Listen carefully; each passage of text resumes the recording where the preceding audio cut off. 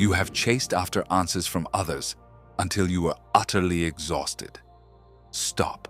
You arrive tired, but just in time. This text is an invitation to stop seeking externally what only your own internal frequency can bring into order. Here, you will find no pretty phrases to sugarcoat the chaos. Instead, there are tools to face it and transmute it. We will explore the architecture of your energy and how it shapes every step of your path. When you close this book, you will not merely recognize your door. You will hold the very key you crafted yourself. Chapter 1.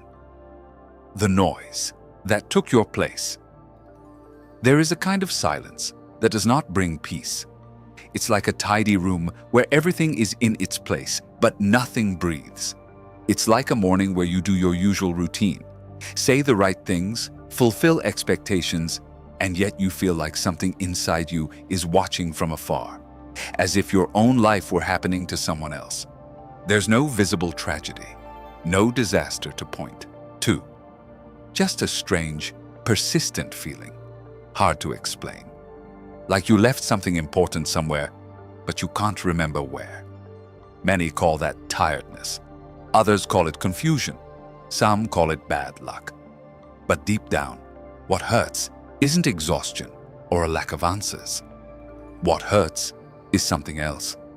What hurts is having lived so long surrounded by noise that you no longer recognize the sound of your own truth. That noise doesn't always come from the world. Sometimes it lives inside you. It takes the form of repeated thoughts, old demands, unseen comparisons, inherited fears, phrases you once heard and never challenged. Over time, that noise learns to speak with your voice. And that's where the real disorientation begins. Because when confusion speaks from within, you think you're listening to yourself, when in reality, you're obeying echoes. Perhaps it has happened to you. You want to change something, and a voice tells you it's too late. You want to start over, and something inside tells you that you should have done it sooner. You feel a calling, a restlessness, a pang of life, and then judgment appears. Don't be naive. Don't take risks. Don't dream so much. Don't move. It's not safe. You're not ready. It's too late. And so, without realizing it, you end up negotiating with yourself every true impulse. You postpone it. You explain it. You diminish it. You make it reasonable. Until one day you discover that you've built an entire life around not upsetting your fears. That is one of the most silent tragedies of the soul. Not the one about losing everything, but the one about getting used to living far away from yourself. Imagine an old house in the middle of the forest. For years, no one has opened the windows. Dust accumulates on the furniture. The air grows heavy. The wood creaks. From the outside, the house still stands. It doesn't look dilapidated. It still serves its purpose. It still protects from the rain. But it no longer lets in the light as it once did. It no longer smells like home. It no longer sings. This is what happens to a life when noise takes the place of presence. From the outside, everything may seem normal, even admirable. But inside, something has been quietly fading away. Not all at once, not with violence, little by little. First, you stop saying what you really think. Then you stop asking questions. Then you start accepting routines that you didn't entirely choose. Later, you call your resignation maturity. And in the end, you confuse stability with disconnection. The most delicate aspect of this process is that it rarely feels like a betrayal. It feels like adaptation, like prudence, like common sense, like a mature way of surviving. And yes, often surviving feels like a victory. But surviving isn't always living.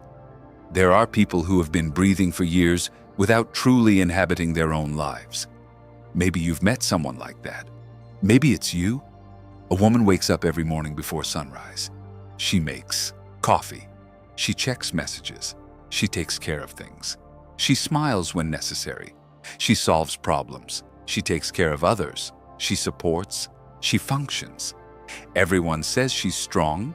Everyone admires her resilience. But at night, when the house finally falls silent, she feels a strange emptiness in her chest. She doesn't know if she's sad. She doesn't know if she's angry. She only feels a distance, as if her entire life had been designed so that no one would notice how much she's disappeared within herself. A man walks through the city with a composed expression. He has responsibilities. He has a history. He has goals that once seemed important. But each time he achieves something, the satisfaction fades. He no longer feels joy, only relief. He no longer pursues what he loves, but rather what keeps everything from falling apart. And in a corner, he shows to no one. He is terrified to ask himself a very simple question. If I stop doing what everyone expects, who am I? These scenes change in form, but they share a root: the noise. Noise of expectations, scary noise, urgent noise, comparison noise. Noise from old versions of you that still demand obedience. The problem is that noise never presents itself as an enemy. It presents itself as protection. It tells you it's protecting you, but it diminishes you. It tells you it's giving you orders, but it hardens you. It tells you it's saving you from pain, but it's also saving you from mystery, from expansion, from wonder, from real movement. And a life without real movement may look impeccable on the outside, but on the inside, it becomes a waiting room. Now, a question arises that almost no one dares to hold on to long enough. If the noise isn't you, then what part of you was buried under all of it? Don't answer too quickly. Don't respond with a nice idea. Don't answer with what you wish were true. Stay here for a moment. Think about the last time you felt pure joy.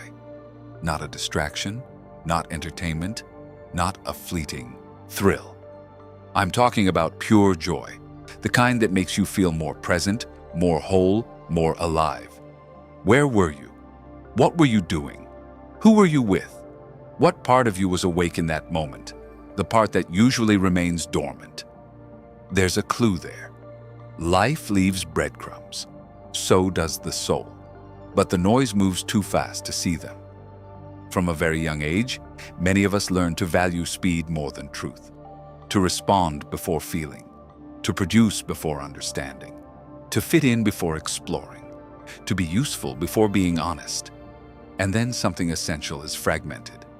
We become experts at acting, but clumsy at listening to ourselves.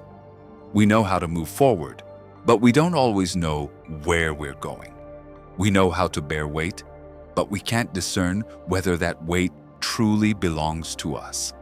That kind of learning creates a strange wound. It doesn't just distance you from your purpose, it distances you from your perception.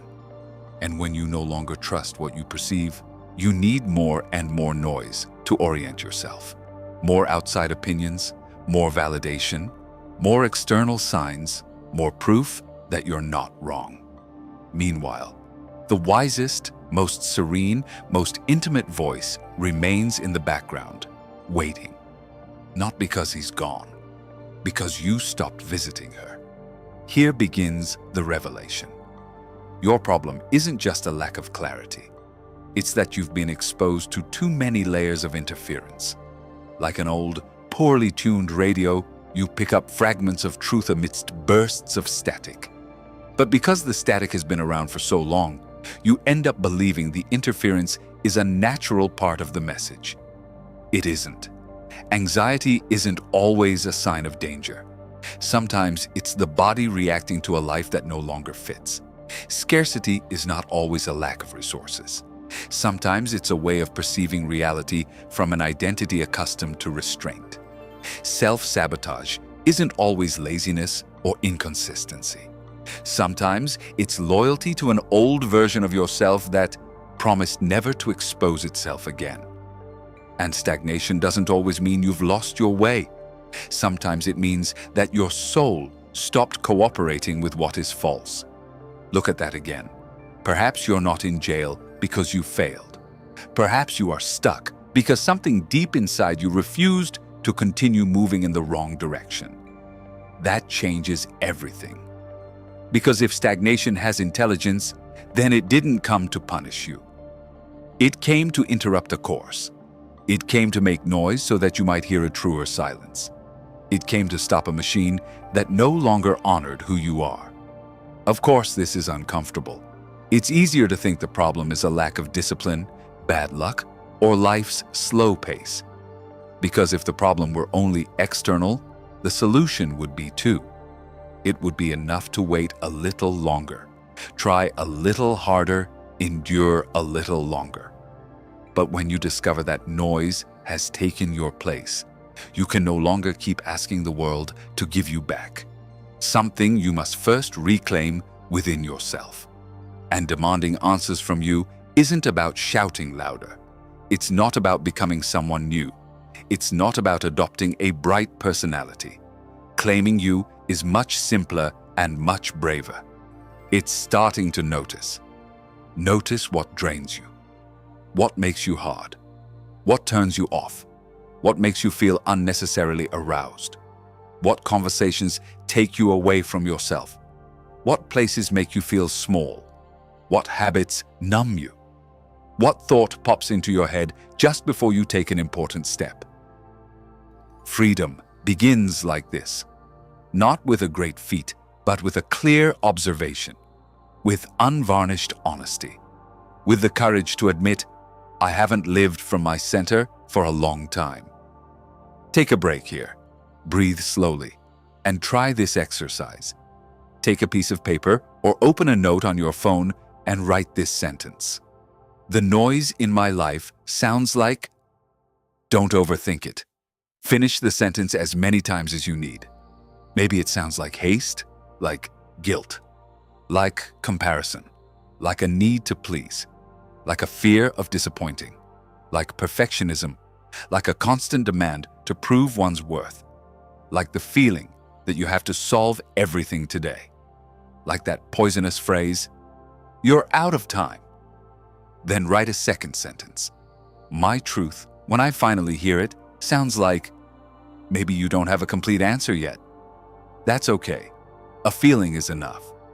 Perhaps it sounds like rest, like direction, like creating, like speaking clearly, like starting small, like ceasing to pretend, like returning, like a humble voice repeating, "It's not too late."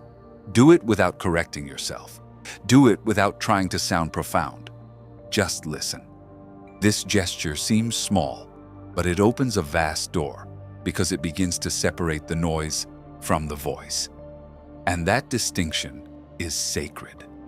As long as everything sounds the same inside you, you will continue obeying what consumes you, believing it to be intuition. When you learn to differentiate, something falls into place.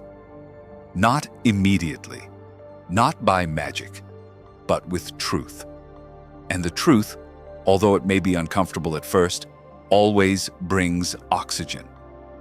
The hero of this story isn't someone who conquers the world. He's someone who one day tires of living as an echo. Someone who decides to listen again, even though at first he doesn't fully understand what he hears. Someone who accepts that getting lost wasn't the end, but rather the precise point from which he could begin his return. That return begins here, in the recognition that something foreign occupied a sacred space. But recognizing it is not enough. Because after seeing the noise comes a more difficult question. If you haven't been the one directing certain decisions, certain relationships, certain boundaries, certain silences, then who has been living for you? That answer is not in the future. It's in the life you repeat. And that's what we're going to look at now. Because at the next threshold, we won't just observe the noise that surrounds you, but the pattern that keeps it alive. That almost invisible mechanism that makes you repeat scenarios with different names, faces, and places. That secret way in which life persists until you understand. What you repeat is not always what you want. Sometimes it's what you haven't yet learned to see. And when you see it, you'll never sleep the same way again. We're moving forward. But first, if you feel this resonates with you, the description contains the first link to more material you'll love. Chapter 2. The life you repeat without noticing. There are repetitions that seem like choices. That's one of the most elegant deceptions of a dormant conscience. You think you're deciding, when in reality, you're reacting. You think you're moving forward, when in reality, you're just perfecting an old route. You think you're being prudent, mature, realistic. But often what you call common sense is merely a socially acceptable way to stay away from yourself. We can call that justified alienation. The art of living disconnected while finding noble reasons not to admit it. It doesn't sound dramatic. It doesn't seem like a tragedy. In fact, it usually comes dressed as responsibility, adaptation, patience, duty. That's why it's so hard to see, because it doesn't present itself as an enemy breaking down the door. It enters as a reasonable explanation and sits down to live with you. Justified alienation doesn't begin when you make a mistake. It begins when you stop questioning whether the life you're living still truly belongs to you. At first, it happens almost invisibly. You make a small concession so as not to upset anyone. Then another to avoid conflict. Later, you dismiss an intuition because it doesn't seem practical. Then, you start repeating decisions that stem not from desire or conviction, but from the need to maintain a certain image of control. This is how entire years are built. Not with grand, spectacular betrayals, but with a series of small concessions that ultimately create an enormous distance between who you are and who you've learned to portray. Imagine someone who wakes up each day feeling like they're following a script. They don't necessarily hate their life. That's the point. If they did, perhaps they'd have more clarity. The problem is more complex. There are good things. There are functional moments. There are objective reasons to be grateful. And yet, every now and then, something inside them leans toward an uncomfortable question. Why? If everything seems to be in order, do I feel so detached? That question is usually silenced immediately. The mind responds quickly. Don't exaggerate. You have to be grateful. Everyone is tired. That's adult life. You can't have it all. You've already chosen. Now deal with it. And the question sinks back again. But it doesn't disappear. It stays there, throbbing like a soft tapping behind a wall. The life you repeat without noticing isn't always a visible prison. Sometimes it's a choreographed routine.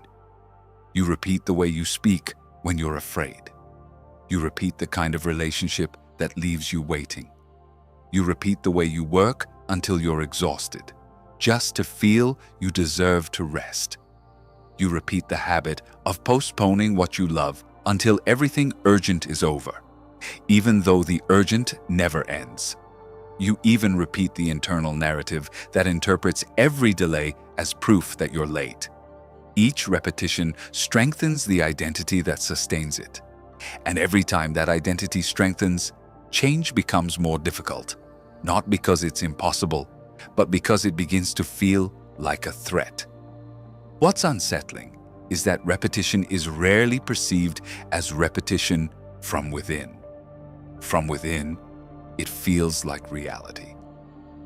If you grew up associating love with excessive effort, it will seem natural to struggle more for someone who barely notices you. If you learned that your worth depends on what you produce, you'll find it hard to rest without guilt. If you internalize the idea that making a mistake is losing, then you'll call your inaction prudence. You won't say, "I'm trapped in a pattern." You'll say, "That's just how I am. This is my lot in life." It's not the right time yet. I need to be sure. Life hasn't wanted it. And that's one of the subtlest expressions of justified alienation, turning a pattern into destiny so you don't have to face it head on. There's something hypnotic about the familiar, even when it hurts. The familiar offers a kind of security that the soul often mistakes for truth.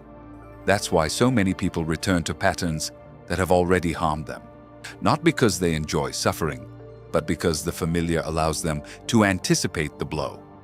And for a wounded part of the mind, anticipating the blow feels safer than opening up to the new.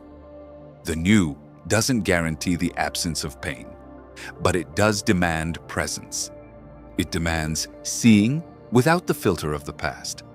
It demands responding instead of repeating.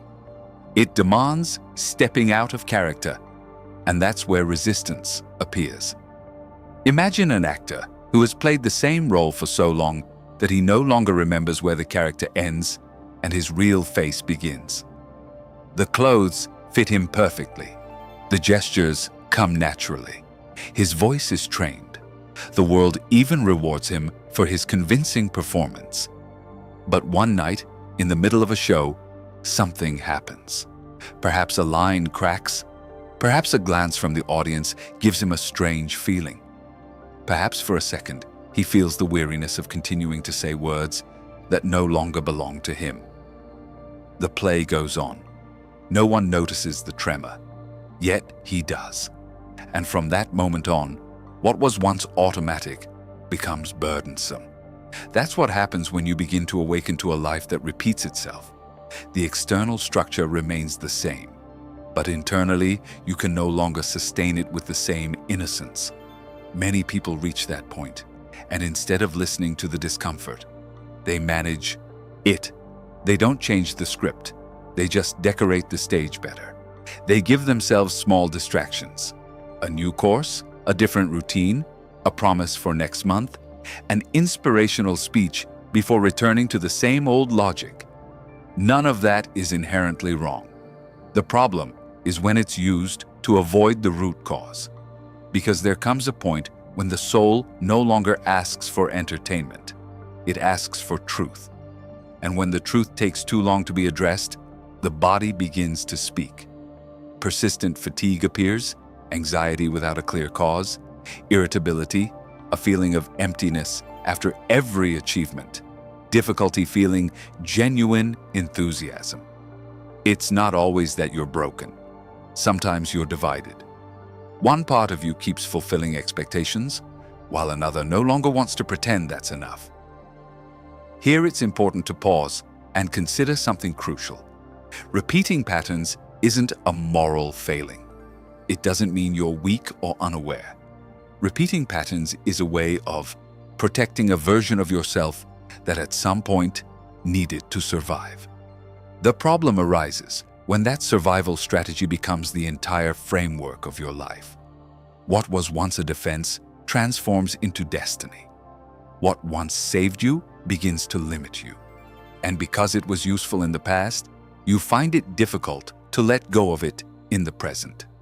That's the paradox. You appreciate the strategy that sustained you, but you can no longer live within it without paying a very high price. A woman who, as a child, learned to be strong so as not to burden anyone with her pain can become admirably capable as an adult. She solves problems, contains them, organizes, anticipates. Everyone trusts her. Everyone relies on her strength. But deep down, something never rests, because her identity remains tied to the idea that asking for help makes her a problem. So she repeats relationships where she cares more than she receives. She repeats jobs where she supports more than she receives. She repeats silences where she keeps quiet so as not to cause discomfort. And when she feels alone, instead of seeing the pattern, she thinks she was simply destined to be the strong one. That is justified alienation. Not due to a lack of intelligence, but due to an excess of consistency with an old story. A man who learned early on that making mistakes brought humiliation can become disciplined, responsible, impeccable. He builds a life where almost everything is under control. But since control is his secret religion, he doesn't know how to approach anything he can't guarantee with ease. So he postpones projects he loves, avoids crucial conversations, and overanalyzes every step. From the outside, he seems mature. From the inside, he's paralyzed. He doesn't call it fear. He calls it analysis. He doesn't call it avoidance. He calls it strategy. And so, year after year, he keeps perfecting a life that never quite reaches its core. The life you repeat without noticing is also revealed in the details. In that conversation where you again downplay your feelings to maintain peace. In that opportunity you almost seized, but let slip by because now's not the right time. In the creative impulse that emerges powerfully and is buried by a voice demanding immediate utility. In the habit of checking your internal clock and concluding that others are ahead. In the way you narrate each delay to yourself as a verdict. Your time is up. You should have arrived by now. You should already know. You should have already resolved it. That phrase doesn't just wound you, it programs you. Because when someone believes they are late, they stop walking with presence and start running with shame. And someone who runs with shame doesn't choose well. They only try to compensate. Here's one of the most profound revelations of this chapter. You don't repeat yourself because you haven't understood anything. You repeat yourself because you're still interpreting the present through an old contract. A silent contract that you may never have signed with words, but certainly with your actions. Don't stand out too much. Don't need much. Don't trust completely. Don't start until you feel ready. Don't disappoint. Don't lose. Don't bother anyone. Don't ask. Don't be seen doing what matters most. That contract organizes your decisions without you even noticing. It defines your boundaries. It shapes your relationships. It filters your possibilities.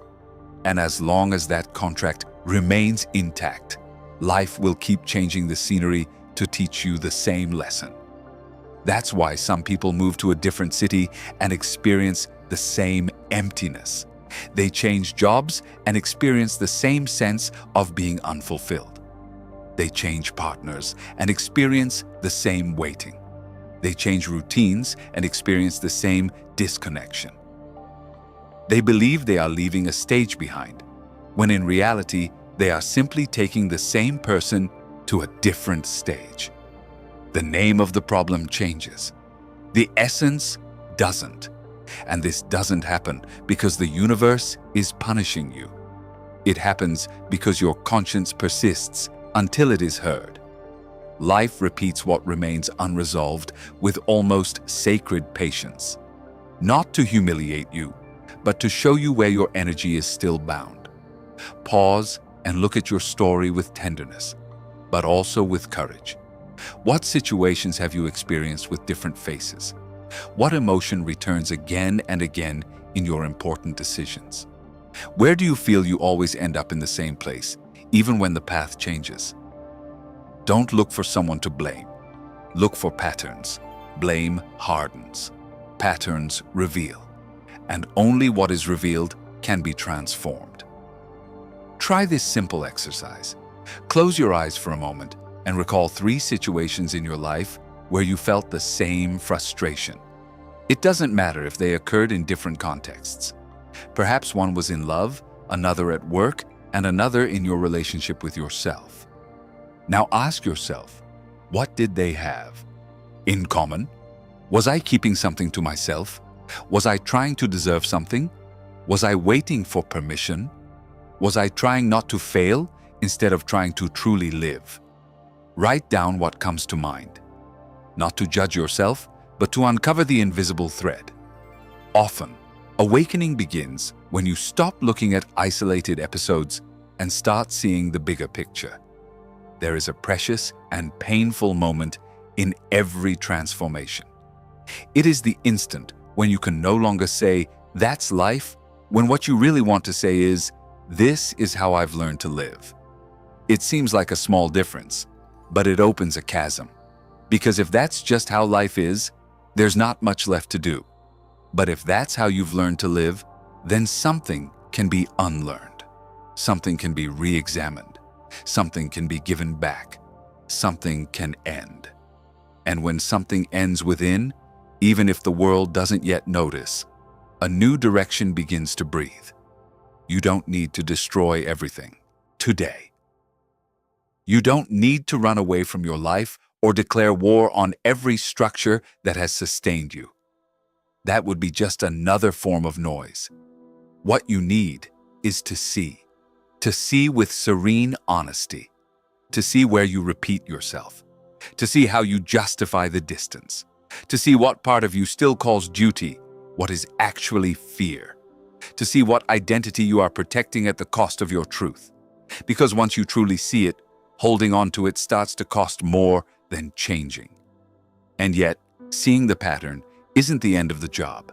Sometimes it's just the beginning of true exhaustion. Because after recognizing how much you've repeated yourself, a deeper fatigue sets in. The realization of the immense effort it has taken to maintain a version of yourself that no longer represents you. This exhaustion isn't cured with superficial rest. It isn't resolved with a vacation for the soul.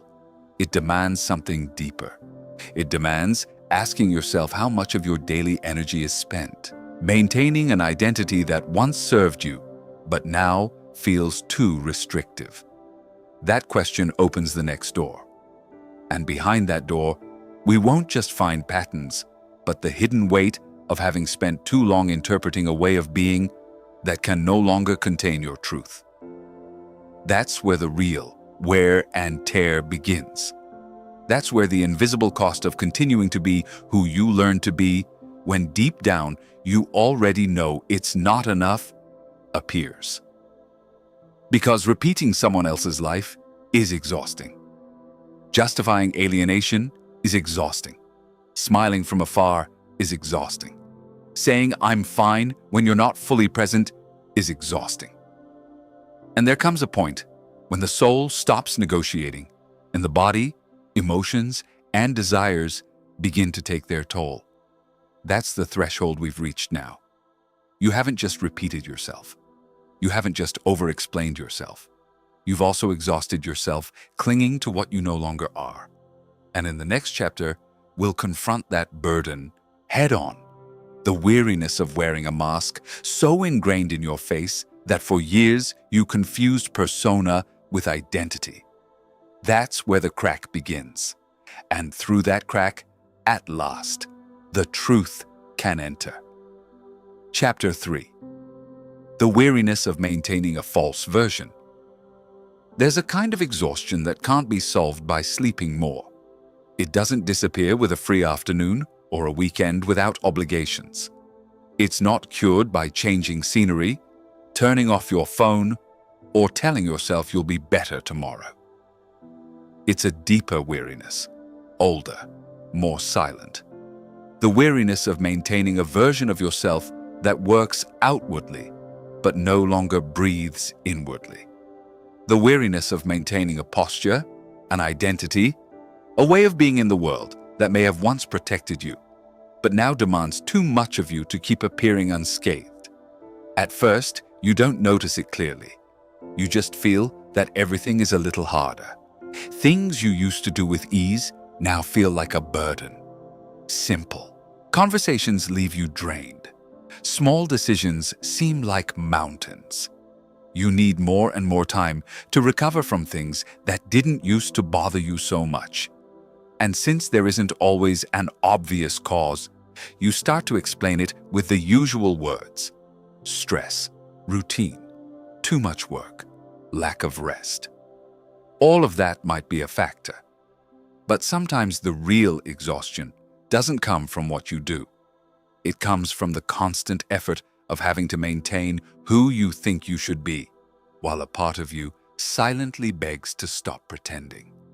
Maintaining a false version of yourself doesn't mean living a complete lie. That would be too simplistic. Almost no one lives in absolute falsehood. What happens is more subtle. You take real traits of your personality and turn them into armor. Your strength becomes rigidity. Your kindness becomes complacency. Your discipline becomes self-criticism devoid of tenderness. Your prudence becomes fear disguised as maturity. Your capacity to care becomes self-neglect. You are still you, but diminished, organized, edited to fit what you learned was acceptable. And editing yourself so much, for so long, consumes an amount of energy that few people dare to calculate. Imagine someone who, every morning before going out into the world, had to adjust a mask over their face. Not a grotesque mask, not one that frightens. A beautiful mask, even admirable. One that conveys firmness, calm, efficiency, control. One that makes others say, "What a strong person, how well they handle everything, how lucky they are, how clear-headed they are." But beneath that mask, the skin doesn't rest. It sweats. It becomes irritated. It shows marks. And because it has been worn for so long, there comes a moment when taking it off is frightening. Because you no longer know if underneath there is a recognizable face or just a mixture of weariness and suppressed truth. This is how many people live. Not broken by a great, visible drama, but exhausted by the flawless continuity of a persona they no longer know how to let go of. Some people learn very early on to become what their environment needs. The one who doesn't bother anyone. The one who solves problems. The one who calms. The one who supports. The one who understands everyone. The one who smiles. The one who never fails. The one who can always do it. Each role brings rewards, approval, security, less conflict, more belonging. That's why their identity clings to it, because it wasn't built solely on fear. It was also built on conditional love, on relief, on emotional survival. And that's precisely why it's so difficult to dismantle. It's not enough to realize you're tired. You must dare to acknowledge that part of your exhaustion comes from continuing to be useful in a way that leaves you empty. A woman can spend years embodying the image of stability. She's there for everyone. She responds, she organizes, she listens, she anticipates. She becomes the emotional foundation of her family, her work, her relationships. Others rely on her. But no one sees the hidden price, that she almost never cries where she truly needs to, that she's forgotten how to ask for help without feeling guilty, that she lives with a tense chest because her body has learned that letting her guard down is dangerous. Then one day she feels exhausted and thinks what she needs is a vacation. Perhaps she does, but perhaps she also needs something more radical and more sacred. To stop acting invulnerable. A man can build an entire life around a silent competition with his own inadequacy. He moves forward, he achieves, he produces, he improves, he optimizes, he strives to be someone he can be proud of. But each achievement is short-lived because it wasn't built on presence, but on inner debt. And when he finally stops, what he feels isn't peace, it's emptiness. Not because what he's done has no value, but because he did it so often from an identity that sought to compensate for a wound, not to express a soul. Then exhaustion sets in, not just physical, existential. The weariness of having to prove so much just to keep believing he deserves to occupy space. The hardest part about maintaining a false version of yourself is that over time, it stops feeling false. It becomes a habit. It becomes your personality. It becomes your reputation. It becomes your destiny. You start saying things like, "That's just who I am," without asking yourself if "that's who I am" stems from your essence or from your adaptation. I am strong. I am cold. I am the problem solver. I am the one who doesn't need anyone. I am the one who never stops. I am the one who endures. Phrases that seem like identity, but are often compressed biographies. They are wounds transformed into style. They are defenses refined until they resemble character. That's why the body becomes such an important messenger. When the truth can't speak in words, it begins to seep through fatigue, anxiety, tension, apathy, brain fog, insomnia, irritability, and the feeling of living life in a rush, even in moments of calm. The body doesn't always get sick because it's broken. Sometimes it protests because it's carrying a version of yourself that's too restrictive. Sometimes it says, with exhaustion, what your mouth still doesn't dare to admit. I don't want to keep living like this. There's an inner scene that often repeats itself in people who are on the verge of awakening. They're in the middle of their routine, doing something mundane, and suddenly they feel a strange detachment, as if they were observing their own lives from a few steps behind. They keep answering, working, cooking, driving, smiling, but something inside whispers, "This can't be the whole story." That whisper isn't ingratitude. It isn't a whim. It isn't immaturity. It's their conscience tapping on the wall of their being to see if a crack will finally appear. The problem is that when that crack appears, many people rush to seal it. They tell themselves they're exaggerating, that everyone is tired, that it's not so bad, that they have to endure it, that it will pass. And yes, it's true that not all tiredness is a spiritual sign. Sometimes you're simply overwhelmed. But there's a very particular kind of tiredness, one that doesn't depend on the number of tasks, but on the amount of falsehood you're upholding. You recognize it because it doesn't disappear even when you rest. Because even in your free time, you still feel distant. Because it's no longer about how much you do, but about where you're living from. Resting without truth sometimes only makes the distance more evident. You stop, and instead of feeling relief, you feel emptiness. You give yourself time, and instead of clarity, discomfort arises. You want to enjoy yourself, but you don't know how to inhabit yourself without function. This happens when you've tied your worth so closely to a functional version of yourself that outside of that persona, you don't quite know who remains. And that's one of the reasons why many people fear silence so much. Not the silence itself, but what emerges when there are no longer tasks to hide behind.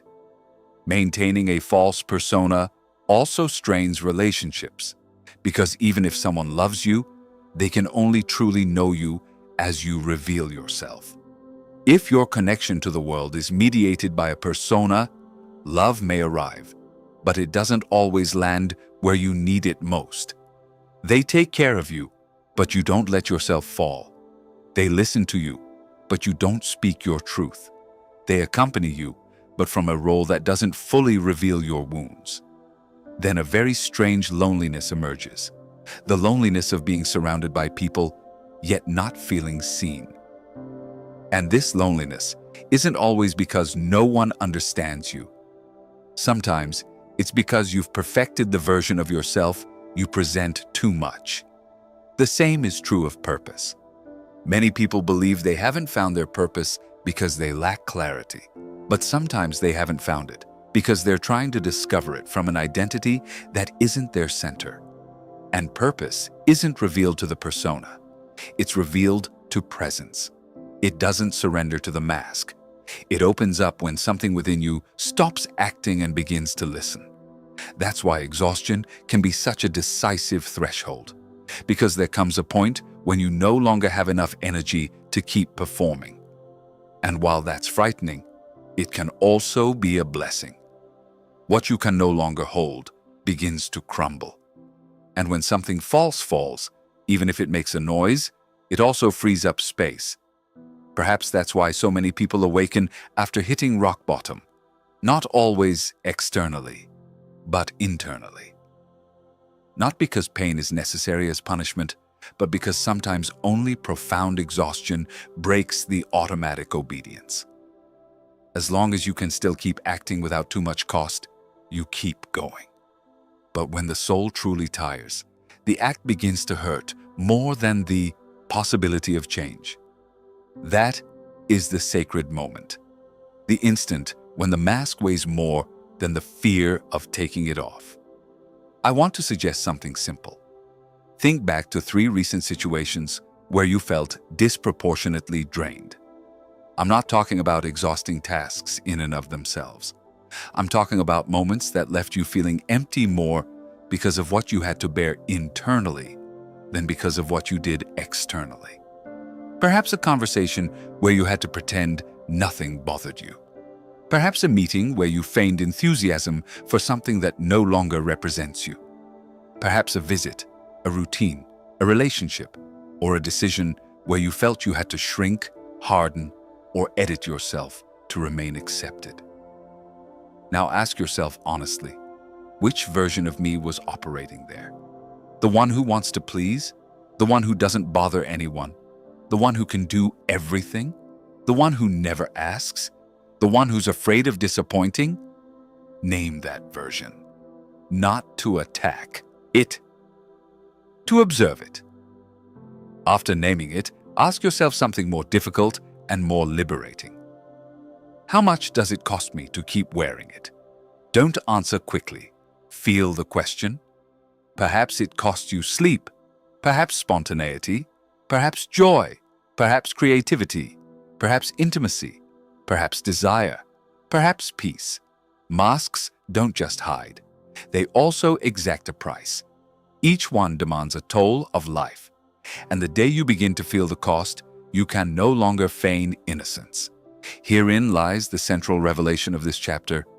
Your weariness isn't necessarily a sign of inadequacy. It can be a sign of identity saturation. It can be evidence that you've reached the limit of a way of being that no longer aligns with what your soul is trying to express. In other words, you're not always tired because you're weak. Sometimes you're tired because you've been carrying something you no longer are for too long. That should move you. Don't judge yourself. To move you, because it means that within your exhaustion, there is intelligence, there is truth, there is a wisdom of body and spirit saying enough in a way that perhaps your mind doesn't yet know how to interpret. And when you begin to listen to that enough without shame, something changes. Tiredness ceases to be just a problem and becomes a message. An uncomfortable message, yes, but also a compassionate one, because it's showing you where you've left yourself alone. Now, seeing the persona is one thing. Letting go of it is another. Because behind every false version lies a real need. Behind the strong one, a wound that fears breaking down. Behind the accommodating one, a child who equates love with approval. Behind the flawless one, an unresolved memory of shame. Behind the ever-capable one, a deep-seated terror of not being enough. You can't tear off the mask violently, because then you'll only create another one. You need to understand what it was protecting, what it swore to prevent, what threat it still sees in the present, even though it's no longer there. And there, right there, the next door opens. Because if you've spent years maintaining a borrowed identity, if your weariness stems from defending a version constructed for survival, then the question is no longer just who you are being. The deeper question is who started teaching you that you had to be this way. What gaze molded you? What absence raised you? What ancient fear continues to write your reflections? What wound turned adaptation into a home? In the next chapter, we will enter that territory, not to blame the past, but to listen to its traces. Not to be trapped in memory, but to understand where so much invisible obedience comes from. Because before you can completely let go of the mask, you will have to recognize the hand that first placed it on your face. And when you see that, many pieces will begin to fall into place in a way you can no longer ignore. Chapter 4. The question that changes the course. Almost every stagnant life is sustained by the wrong question. You don't always notice it because that question often sounds intelligent, even responsible. What am I lacking? How can I avoid failing? What decision guarantees I won't suffer? Why can't I move forward like everyone else? When will my time come? These are common questions, human, understandable, but often they arise from the same wounded conscience that has kept you going in circles. And when a life is organized around the wrong question, even the right answers end up serving the wrong purpose. That's one of the less visible secrets of real change. Not everything transforms when you find a great answer.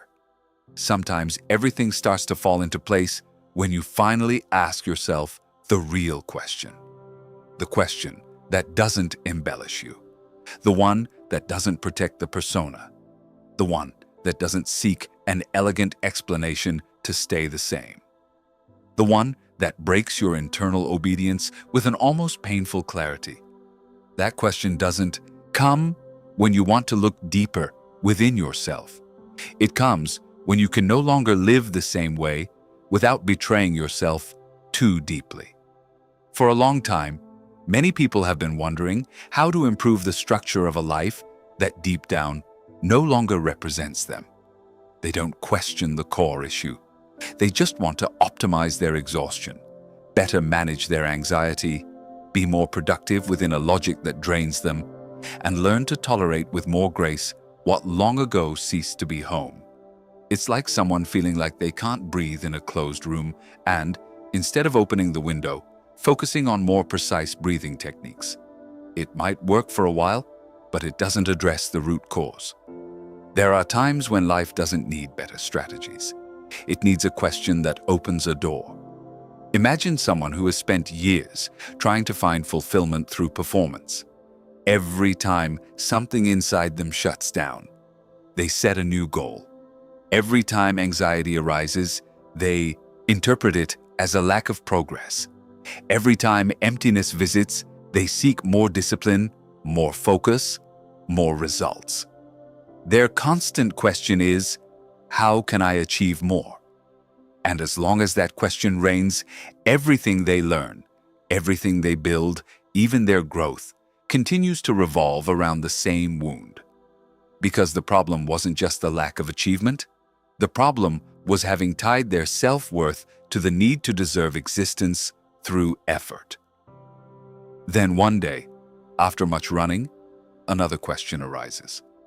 Not how can I achieve more, but this: how much of what I do stems from love, and how much stems from the fear of not being enough? That's where the course changes. Not because the person now has the whole answer, but because they finally stopped asking the question that kept the spell alive. The right question doesn't always bring relief. First, it makes you uncomfortable. First, it disrupts things. First, it deprives you of the old comfort of repeating your favorite explanations. That's why so many people avoid it. Because once it truly appears, you can no longer call obedience destiny. You can no longer call fear prudence. You can no longer say, that's just how I am. When deep down, you begin to suspect that this version of yourself was constructed for survival, not for living. There's a vast difference between asking yourself, what am I doing with my life? And asking yourself, from what place am I living the life I already have? The first can become abstract. The second forces you to look at the present moment. The first can fuel fantasies or comparisons. The second brings you back to the exact point where energy is decided. Because the course doesn't change only when you modify your plans. It changes when you recognize from what identity you are thinking, loving, working, choosing, remaining silent. That's the question that shakes the foundations. Not what I should do to finally make everything work, but who is deciding within me every time I give in, procrastinate, shrink back, or run away. Perhaps that's why true awakening rarely begins with a glorious vision of the future. It begins with an honest discomfort with the present. It begins when something within you stops asking, "How can I endure this better?" and starts asking, "Why do I continue to call life what demands my disappearance?" That question isn't dramatic. It's sacred, because it opens a crack in the narrative that has kept you functioning while inside you drift away. Imagine a woman who spent years being the strong one, the one who holds everything together, the one who doesn't bother anyone, the one who finds a way out, the one who understands everyone before understanding herself. Her constant question has been, "How do I make everything all right?" It's a noble question, but also exhausting. Because as long as she continues to frame her life around the need to hold up the world, she'll never arrive at the question that sets her free. One day, after another night where she couldn't truly rest, she hears herself say something different. What part of me believes it only deserves love when it carries everything? That question changes everything. It doesn't solve her life in an instant, but it breaks the spell. It shows her that her weariness wasn't simple fatigue. It was the price of an identity that confused love with utility. Now think of a man who has postponed a project that truly calls to him for years. He always finds a sensible reason to wait. It's not the right time yet. Other things need to be sorted out first. I need to be more ready. There's a lack of clarity. There's a lack of money. There's a lack of time. His visible question seems practical. When is the best time to start?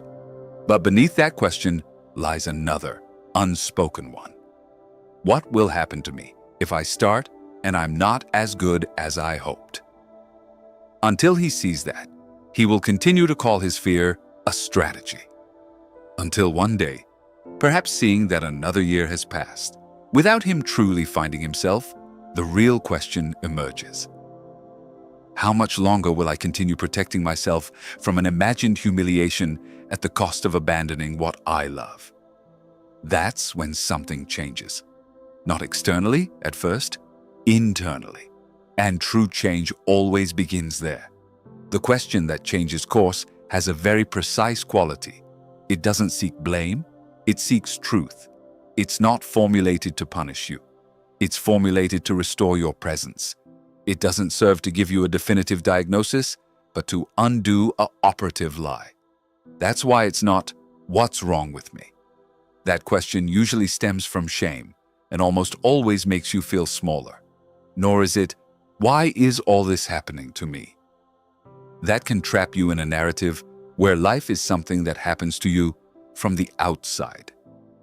The question that opens a new path usually sounds cleaner, more intimate, more uncomfortable. What am I holding on to that is no longer true for me? What identity still guides my decisions? What am I afraid of losing if I stop playing this role? Where am I calling myself prudent when in reality I'm asking for permission to exist? There is something profoundly metaphysical about this. External reality often responds with silent fidelity to the quality of the internal questions you hold.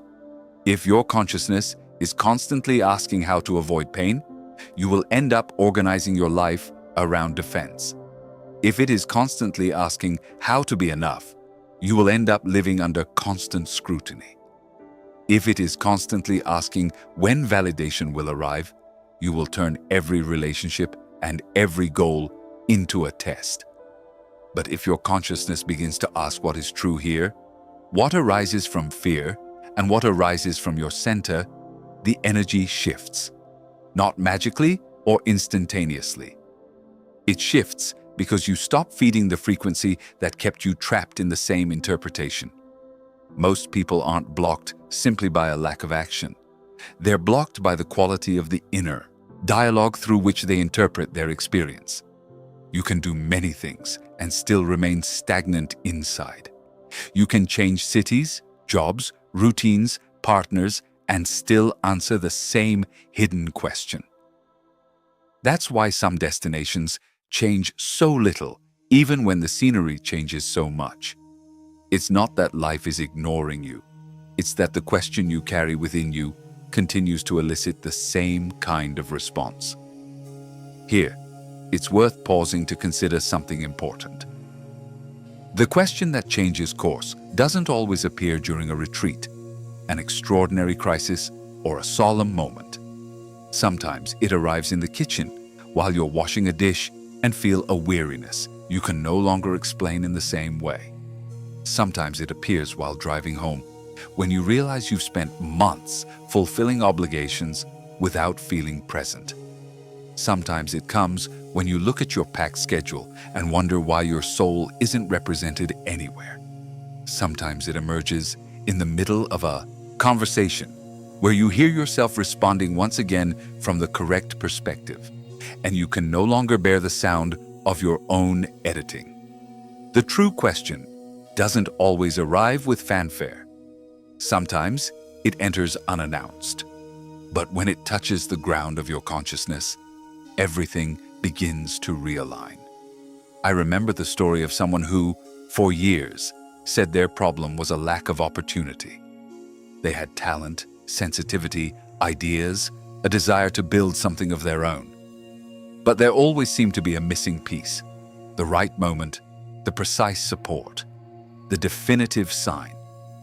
Life seemed to drag on for too long with them, and this interpretation allowed them to cling to a painful but comfortable image, that of someone valuable whom time had not favored.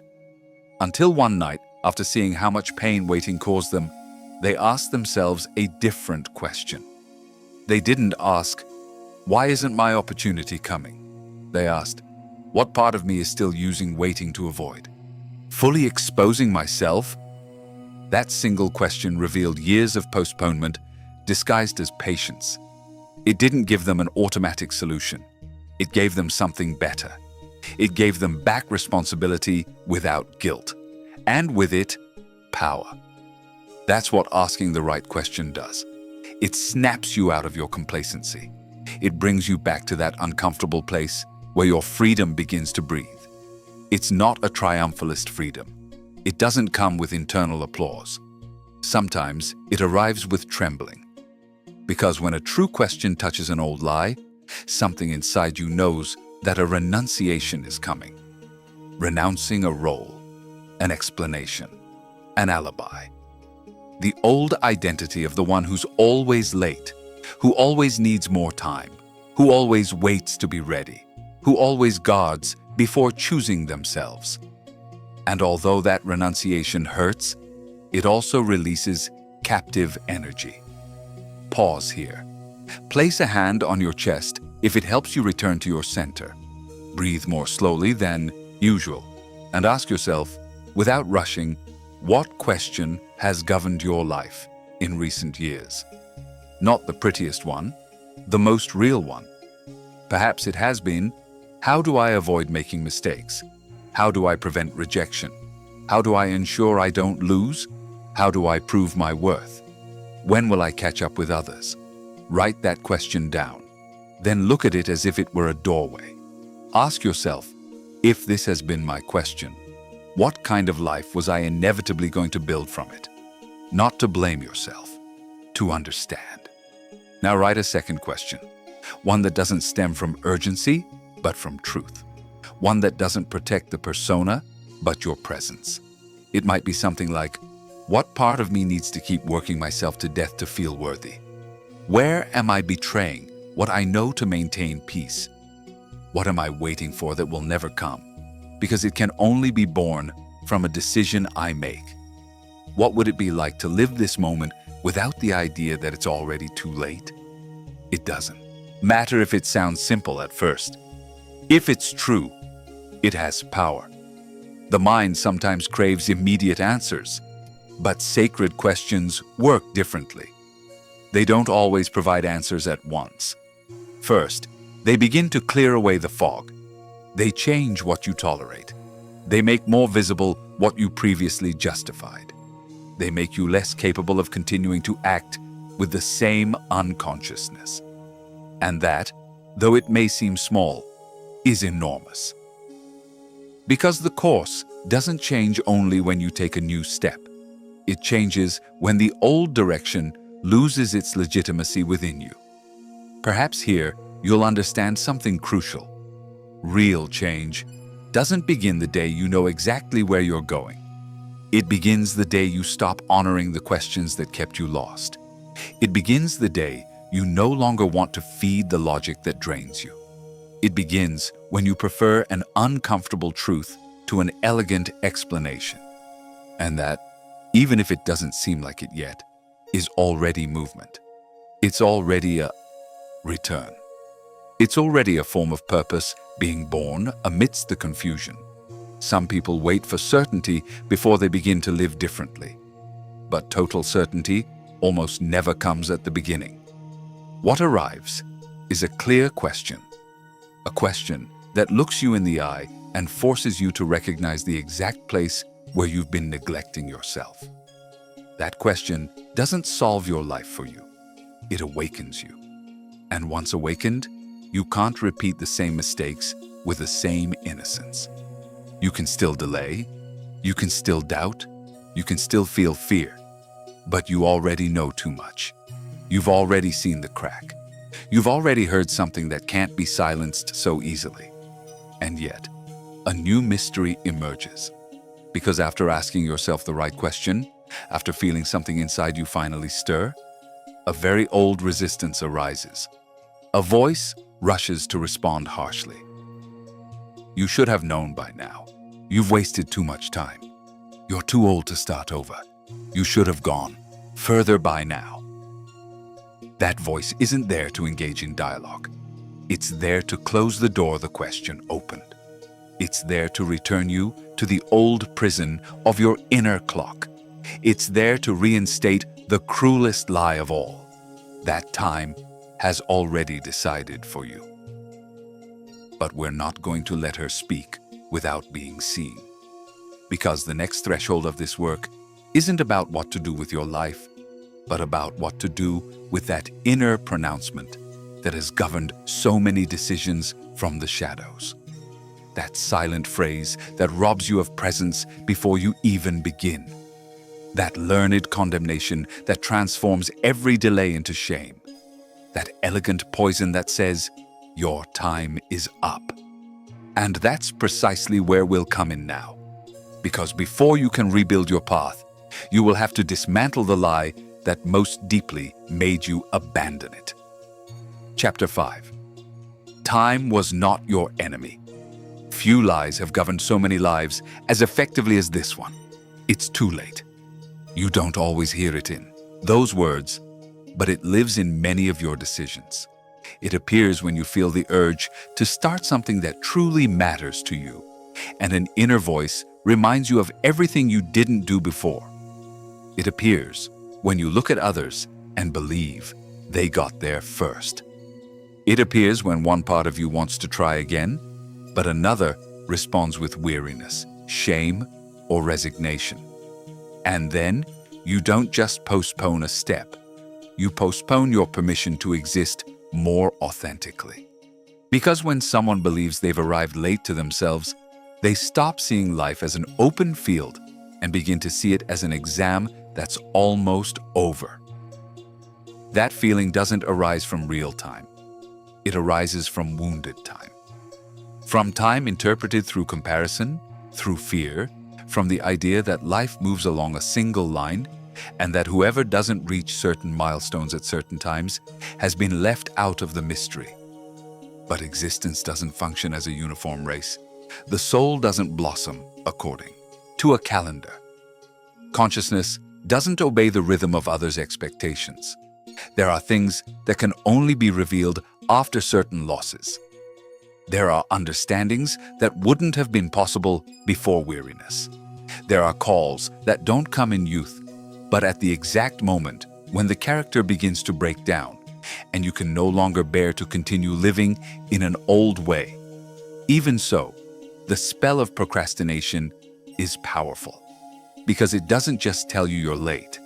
It makes you feel flawed for going at your own pace.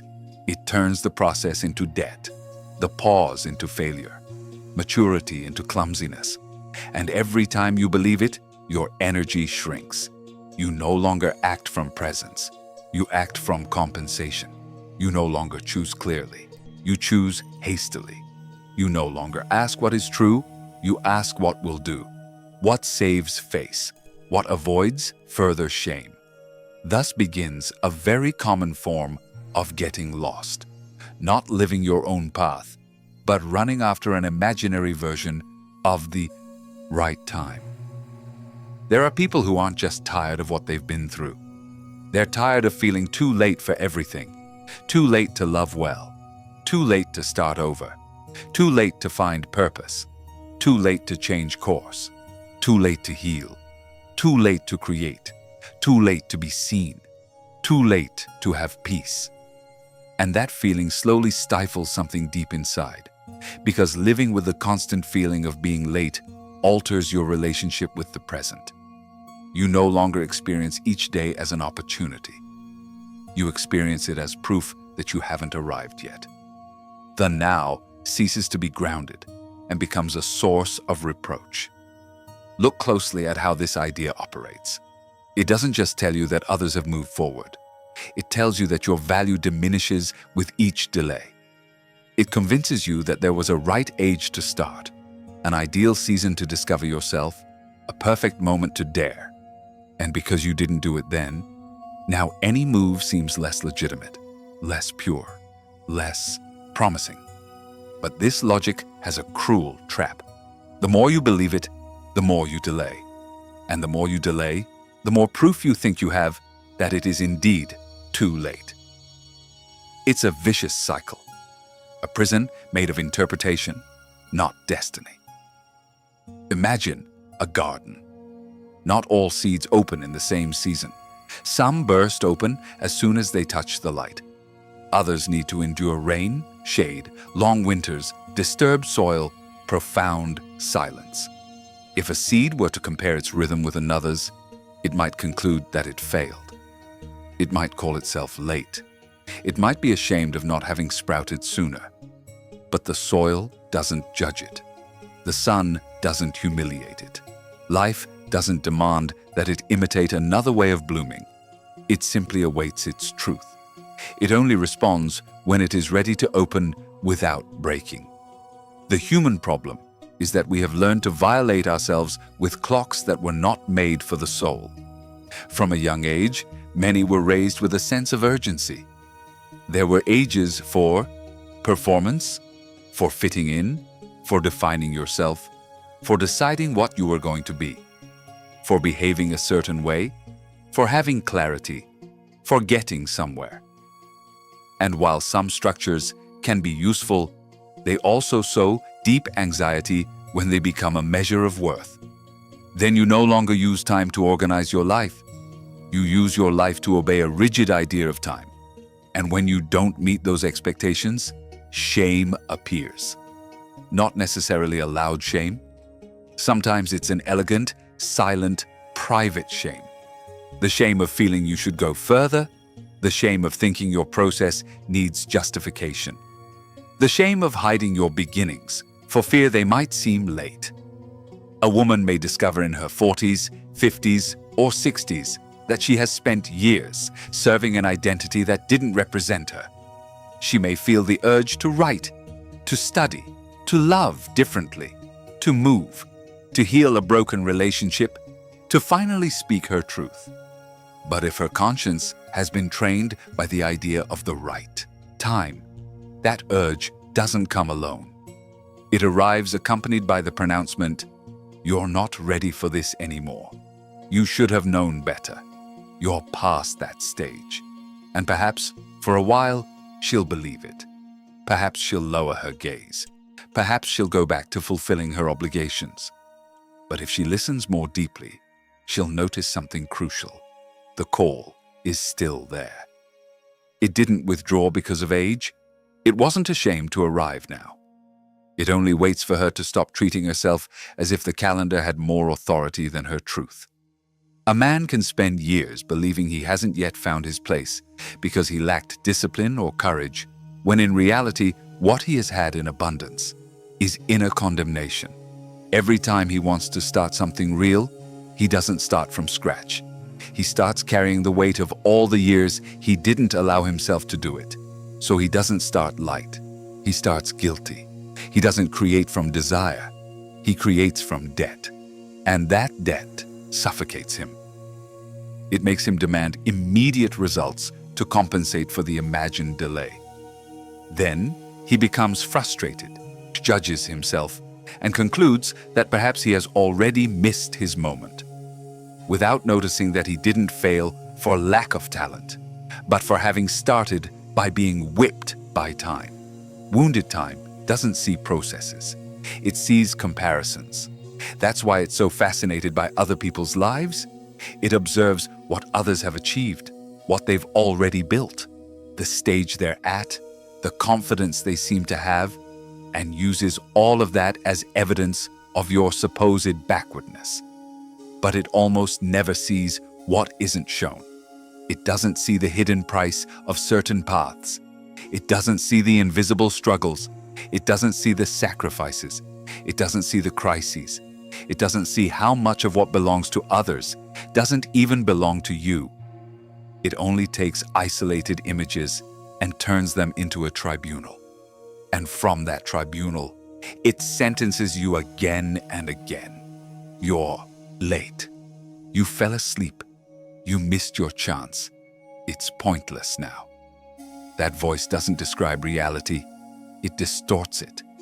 Here emerges a truth that may seem simple, but has the power to change the entire structure of your relationship with yourself. Time wasn't your enemy. It was the humiliating interpretation you learned to make of it. Time didn't close the door on you. It was fear that used the clock to convince you not to touch it. Time didn't decide you no longer deserved to begin. It was your wound that transformed every delay into an argument against your worth. Time didn't abandon you. You began to judge yourself harshly every time you didn't conform to a borrowed ideal. This doesn't mean denying the pain of what you didn't experience. There are real losses. There are years that weigh heavily. There are opportunities that don't return in the same form. There are consequences to certain delays. It would be superficial to pretend that none of that exists. But even then, the question isn't just what you lost. The more fruitful question is what can now be born from what you've understood. Because life doesn't always reopen the same door, but it almost always opens another when someone stops kneeling before the one that closed. Mature consciousness isn't about denying the past. It's about ceasing to worship it. Think of the sea. No wave is late to the shore. It arrives when its time is right, according to the force that propels it, the wind that accompanies it, the depth that formed it. If a wave could think as we do, perhaps it would compare itself to another that touched the sand before. Perhaps it would feel ashamed of its journey. Perhaps it would want to accelerate, break its shape, betray itself, to appear more punctual. But the wisdom of the ocean knows nothing of such humiliation. Each wave fulfills its dance at the precise moment it can give itself completely. The same is true of many human processes. It's just that the wounded mind doesn't know how to wait without attacking itself. There are times when you feel you've wasted too much, that while you were trying to survive, the world kept turning. That while you were clinging to roles, others were forging their own paths. That while you were hesitating, others were making the decisions. And yes, that realization hurts, but it can also deceive you. Because while you were judging yourself for not arriving sooner, perhaps you are gathering something that is now indispensable to your truth. Depth, humility, discernment, compassion, genuine hunger. Enough weariness to stop lying to yourself. There are insights that only become possible when you no longer want to impress anyone. when appearances cease to seduce you, when the urge to be someone fades and you can finally ask yourself with sacred seriousness who you are without all of that. Often, the supposed delay was preparation in disguise, not perfect or elegant preparation, sometimes painful, sometimes clumsy, sometimes convoluted, but preparation nonetheless. Not to become an idealized version of yourself, but to break free from the arrogance of wanting to control the mystery, so that when the call came, you would receive it with more truth and less showmanship, so that your purpose would stem not from a hunger for approval, but from a purer intimacy with yourself. What seemed like delay was perhaps subterranean maturation. What seemed like total loss was perhaps making space. What seemed like abandoning life was perhaps life preventing you from blossoming from a false place. Pause here. Think of something you regret not having started sooner. A project, a path, a conversation, a healing process, a decision. Now ask yourself honestly, if this had happened earlier, would I have had the awareness to truly sustain it? Don't answer with pride or self-punishment. Answer with tenderness. Perhaps the answer is no. Perhaps before you would have turned it into another way to prove yourself, to run away, to lose yourself. Perhaps now, precisely now, even though you still feel fear, you are closer to being able to experience it from your center and not from a place of compensation. And if that's the case, then you're not arriving late. You're arriving more authentically. Try this exercise. Write down the phrase that repeats itself most often in your mind when you think about time. Maybe it's, I should have already figured it out. I should be somewhere else by now. I'm too old to start. I've missed my chance. Look at it without arguing with it yet. Then write underneath, who taught me to talk to myself like this? Maybe no one told you this explicitly.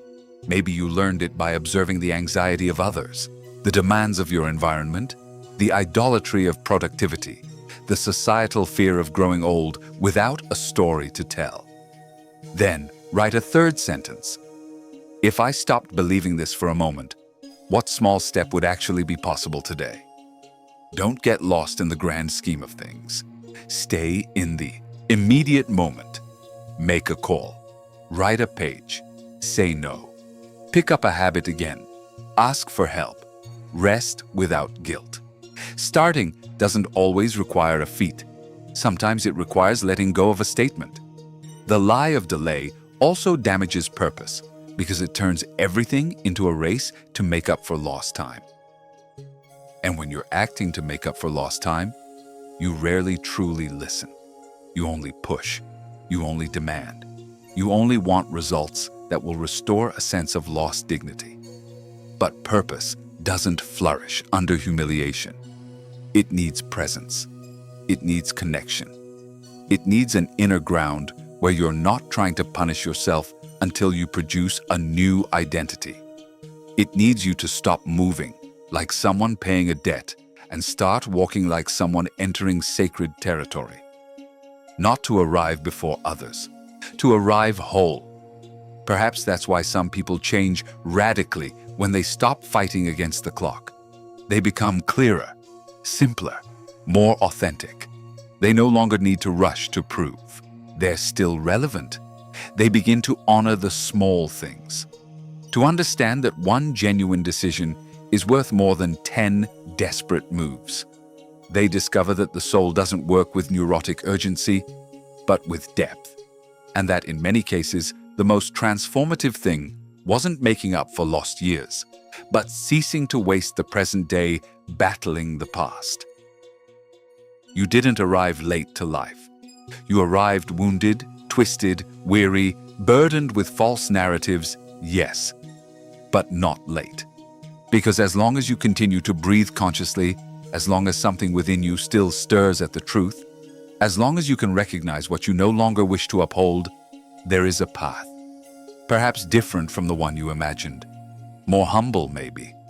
Less glamorous for the ego, but more real. And a real life even if it begins after many false starts, always has more power than a correct life devoid of soul. Now, letting go of the idea that time is your enemy doesn't mean you'll feel at peace immediately. Sometimes, when you finally stop blaming the clock, something even deeper emerges. A pain that had been hidden for years by haste and comparison. A sadness difficult to name. The feeling of having lived far removed from yourself. The grief for everything you kept silent about, for everything you endured, for everything you did to survive, and which now reveals its cost. Because beneath the obsession with time, there is often something older than the calendar. A silent wound. An inner fracture that didn't begin when you were late, but long before. And that wound isn't healed by rushing. It's healed by seeing it. That's the threshold that opens now. It's no longer enough to understand that it's not too late. You need to understand what made you experience time as a threat. What pain turned the present into an exam? What part of you grew accustomed to feeling like you were always behind? Because as long as you don't touch that root, the old voice will return with a different face. It will continue to use the clock, achievements, comparisons, and the seasons of life to tell you that you'll never catch up. In the next chapter, we'll enter that delicate territory. Not the territory of the agenda, but the territory of the wound. Not the territory of the calendar, but the territory of the invisible mark that transforms stagnation into identity. Because the problem was never just time.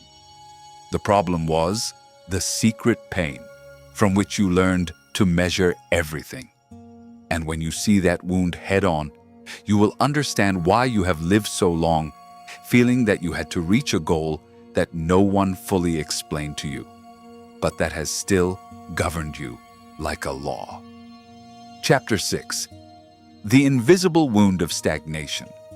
Stagnation almost never begins where you think it does. It doesn't start the day you let an opportunity slip by. It isn't born when you postpone an important decision. It doesn't suddenly appear out of nowhere, like a bad streak falling from the sky. Long before you call it a block, long before you turn it into a private complaint or a weary explanation of your present, something was already operating silently. A wound, not always scandalous, not always visible, sometimes not even memorable in a specific scene, but deep enough to alter the way you relate to desire, risk, courage, and the possibility of taking your place without apologizing. That wound is invisible not because it doesn't exist, but because it learned to disguise itself as your personality. It became your habitual way of thinking, loving, waiting, acting, holding yourself back. It seeped into your reflexes, your timing, your interpretation of others' silences, the ease with which you doubt yourself, the way you're suspicious of good things when they finally appear, the habit of holding back just when something important wants to be born. And because it's lived with you for so long, you no longer notice it as a wound. You call it prudence. You call it realism. You call it weariness. Sometimes you even call it your identity. There are wounds that leave a person utterly broken, and there are others, perhaps harder to detect, that render them functional, competent, efficient, adaptable, but internally divided. The person carries on. They fulfill their responsibilities. They solve problems. They smile. They take charge. They find ways to sustain what's necessary. From the outside, they don't appear to be stuck. And yet, something essential isn't moving forward. Something intimate remains unspoken. Something true stays waiting in an inner room where almost no one enters. That's where the invisible wound of stagnation resides. Not in the visible drama, but in the accumulated distance between the life you maintain and the life your soul truly yearns for. Sometimes that wound started early, perhaps in a childhood where there was love, but no real space to feel. Perhaps in a home where security depended on not causing discomfort. Perhaps in a history where being completely yourself seemed too risky. There doesn't have to have been an obvious tragedy. It's enough that you learned, repeatedly, that certain parts of yourself brought conflict, rejection, shame, or abandonment. So you did the most human thing you could do. You adapted. You adjusted the volume of your truth. You made yourself legible to those around you. And that adaptation, which at some point was a form of intelligence, ended up sowing a silent consequence. You began to associate authentic movement with danger. That's where much of the stagnation stems from. Not from a lack of ability, but from the memory of risk. A part of you learned that expansion hurts, that showing yourself is difficult, that wanting too much can end in disappointment, that trusting can leave you vulnerable, that starting something important can trigger old feelings of inadequacy. So you developed subtle ways of protecting yourself. Not necessarily by running away from everything. Sometimes you kept moving forward, but only as far as your persona wouldn't be jeopardized. Only as far as your truth wouldn't compromise your sense of belonging too much. Only as far as failure couldn't reopen the original wound. The result is a life that moves, yes, but in safe circles. A life that changes clothes, scenery, occupation, but avoids the exact center where it would have to risk real presence. That's why stagnation hurts in such a particular way. It's not just the frustration of not achieving something. It's the feeling of betraying an inner current that persists, even if you don't fully understand it. You know there's something more for you, but you can't bring yourself to commit. You feel the calling, but you negotiate it. You sense a step forward, but you stop halfway through. And because you don't fully understand what's holding you back, you start interpreting the problem as a lack of discipline, clarity, or talent. You rarely suspect the wound first. You rarely consider that perhaps what you lack isn't willpower, but rather the inner confidence to stop living defensively. Imagine a young tree that, early in its growth, was hit by winds that were too strong. It didn't break, it survived. But from then on, it began to grow crooked, toward the opposite side of the blow. Over time, that tilt became its normal shape. No one looking at it years later would know, at first glance, that this curve was a protective response. It would simply appear to be the tree's natural shape. This is the case with many people. What they call character today is, in part, the geometry of old defenses. And when life asks them to grow in a different direction, they feel resistance, not because they don't want to flourish, but because their entire system has learned to bend in order to avoid suffering in the same way again. A woman may spend years feeling like she's never quite making progress in what she loves. She has intuition, talent, sensitivity, even moments of clarity. But every time, a significant step becomes a reality. Something within her withdraws. She gets distracted. She fills her time with secondary tasks. She finds valid reasons to wait. Then she judges herself for not being consistent.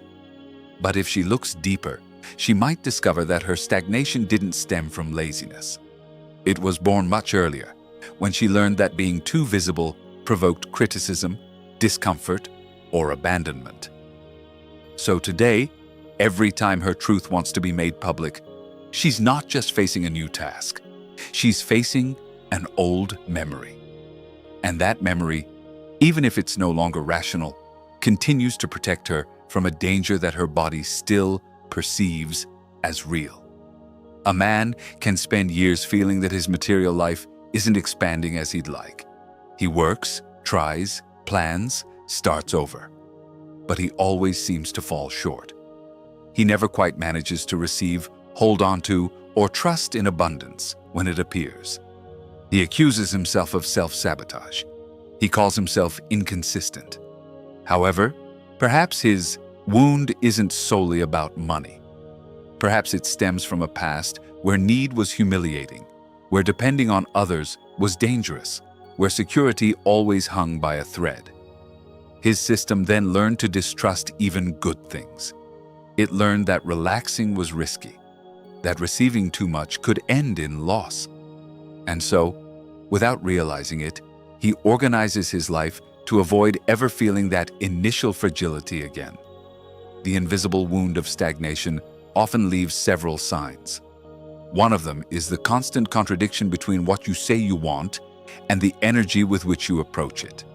You want love, but you approach it expecting disappointment. You want purpose, but you approach it with shame. You want abundance, but every opportunity triggers guilt or suspicion. You want peace, but you can't stay still without feeling threatened. It's not that you're lying when you say you want something different. It's that desire doesn't rule alone. Unnamed emotional memories also rule. And when a wounded memory is driving from beneath the surface, your whole life begins to feel like a car with the parking brake on. Another sign is how easily you transform discomfort into identity. You don't just say, "I find it hard to trust." You start saying, "That's just how I am." You don't say, "This situation triggered an old fear." You say, "I can never do this." You don't say, "Something inside me is still protecting itself." You say, "I wasn't born for this." This way of speaking seems innocent, but it has power. Because when a wound manages to disguise itself as nature, it ceases to be something you can accompany and heal. It becomes a sentence. It becomes a room without windows. And the person begins to live inside it, decorating the confinement with clever explanations. Here it's important to pause on a delicate point. Seeing the wound isn't about becoming a victim of your past, nor is it about eternally blaming the past. That would be another form of paralysis. Seeing the wound is about regaining context. It's about ceasing to treat yourself as if you were a flawed mystery and beginning to understand why certain things feel so difficult. True compassion doesn't weaken you. It restores your clarity. It allows you to examine your behavior without cruelty, but also without self-deception. It helps you understand that many of your delays weren't due to a lack of soul, but rather to overprotection. And when you understand that, stagnation no longer looks the same. It's no longer proof that you can't. It's a sign that something within you is still seeking reassurance before fully surrendering. Pause and recall an area of your life where you feel you've been circling the same spot for too long. It doesn't matter if it's love, money, creativity, purpose, inner peace, or the ability to set boundaries.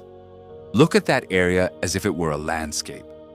What emotion arises just before you truly move forward? Not the pretty answer, the most real one.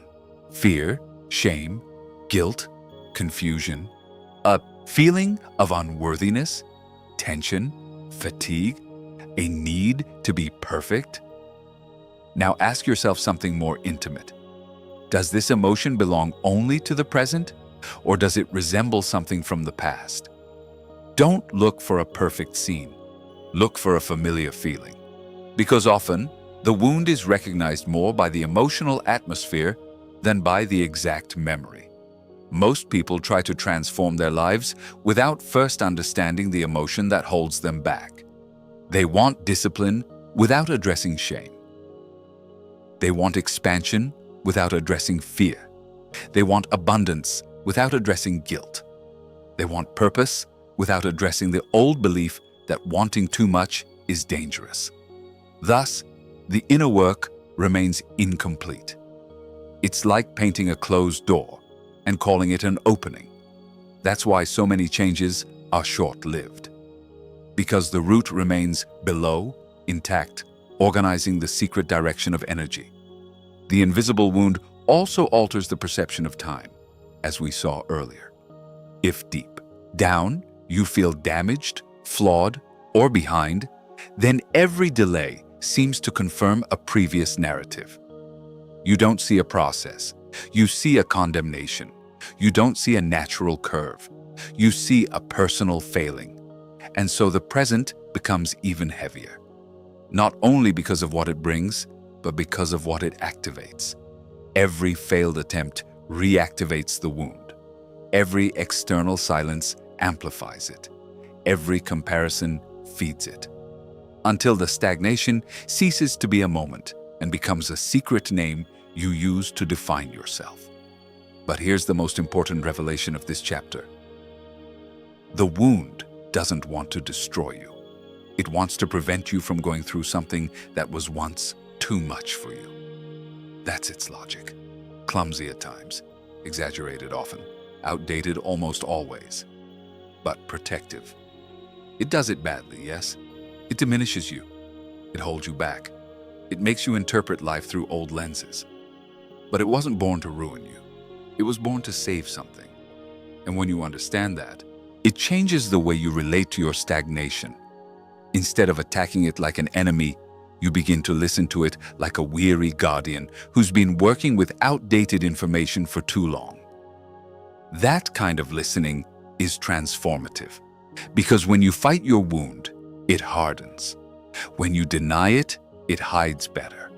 When you ridicule it, it becomes even more ashamed. But when you look at it with firmness and tenderness, it begins to show you what it has been protecting you from. It teaches you where you learned to be silent, where you associated desire with danger, where you turned love into excessive effort, where you confused safety with confinement. And that information is worth its weight in gold. Not to keep you endlessly revisiting the past, but to stop unconsciously obeying it. Try this exercise. Write a simple sentence. My stagnation is trying to protect me from... Complete the sentence several times, without correcting yourself. Perhaps answers like these will appear. From rejection, from making a fool of myself, from disappointing others, from being alone, from discovering I wasn't as capable as I dreamed, from losing stability, from being too visible, from wanting something and not getting it, from feeling small again. Then write a second sentence. Today, I no longer need to protect myself from that in the same way because don't force a grand answer. A small truth is enough. Because I'm not a child anymore. Because now I can choose better. Because I can ask for help. Because I can endure discomfort without disappearing. Because pain doesn't have to define me. Because disappointment wouldn't be the end of me. Because it's not too late. There's something profoundly healing about ceasing to see your stagnation as a character flaw. Not to romanticize it, not to justify it eternally, but to understand its origin and reclaim your authority. As long as you think you're stuck because there's something fundamentally wrong with you, you'll continue trying to fix yourself through harshness. But if you begin to understand that a wounded part of yourself has been driving certain decisions, then the path changes. It's no longer about punishing yourself until you move. It's about building enough inner security so that movement no longer feels like a threat. And yet, seeing the wound is not the end. It is the threshold. Because after acknowledging the invisible pain that orchestrated so many delays, a new question arises. If you already know it wasn't just laziness, confusion, or bad luck, then what begins to happen when you stop obeying that wound and remain silent for a moment? What emerges when the noise subsides, when the condemnation loosens, when the persona tires and the old guardian loses strength? Something starts to be heard, not always at first as a clear voice. Sometimes it's a different kind of unease, a nostalgia without an object, an ancient tenderness, a simple desire that returns, a feeling that you can no longer negotiate your truth at the same price, a presence, something more alive than the wound, deeper than fear, older than the mask. That's what we'll start playing now. Because once you recognize the invisible wound of stagnation, the next step isn't to run. The next step is to listen to what was always beneath it, waiting for its moment. That part of you that didn't come here merely to survive. That part that, even after so many twists and turns, so many defenses, and so much weariness, still knows where it wants to return. And when that part starts to speak, even in whispers, nothing ever feels the same again. Because that's not where improvement begins. That's where the call begins. Chapter 7. When the soul begins to ask for truth. The soul doesn't usually burst in with a bang. It doesn't bang on the table. It doesn't demand with the violence of the ego or the urgency of anxiety. Its language is different, quieter, more persistent, more difficult to tame. That's why so many people take so long to recognize it.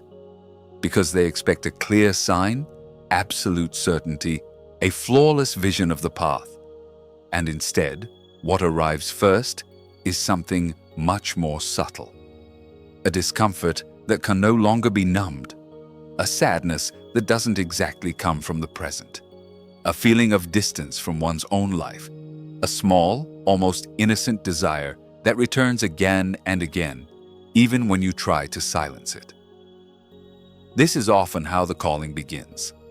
Not as a command, as a gentle truth that refuses to disappear. After years of noise, patterns, masks, explanations, and weariness, a moment arrives when something inside you begins to yearn for a different way of being in the world.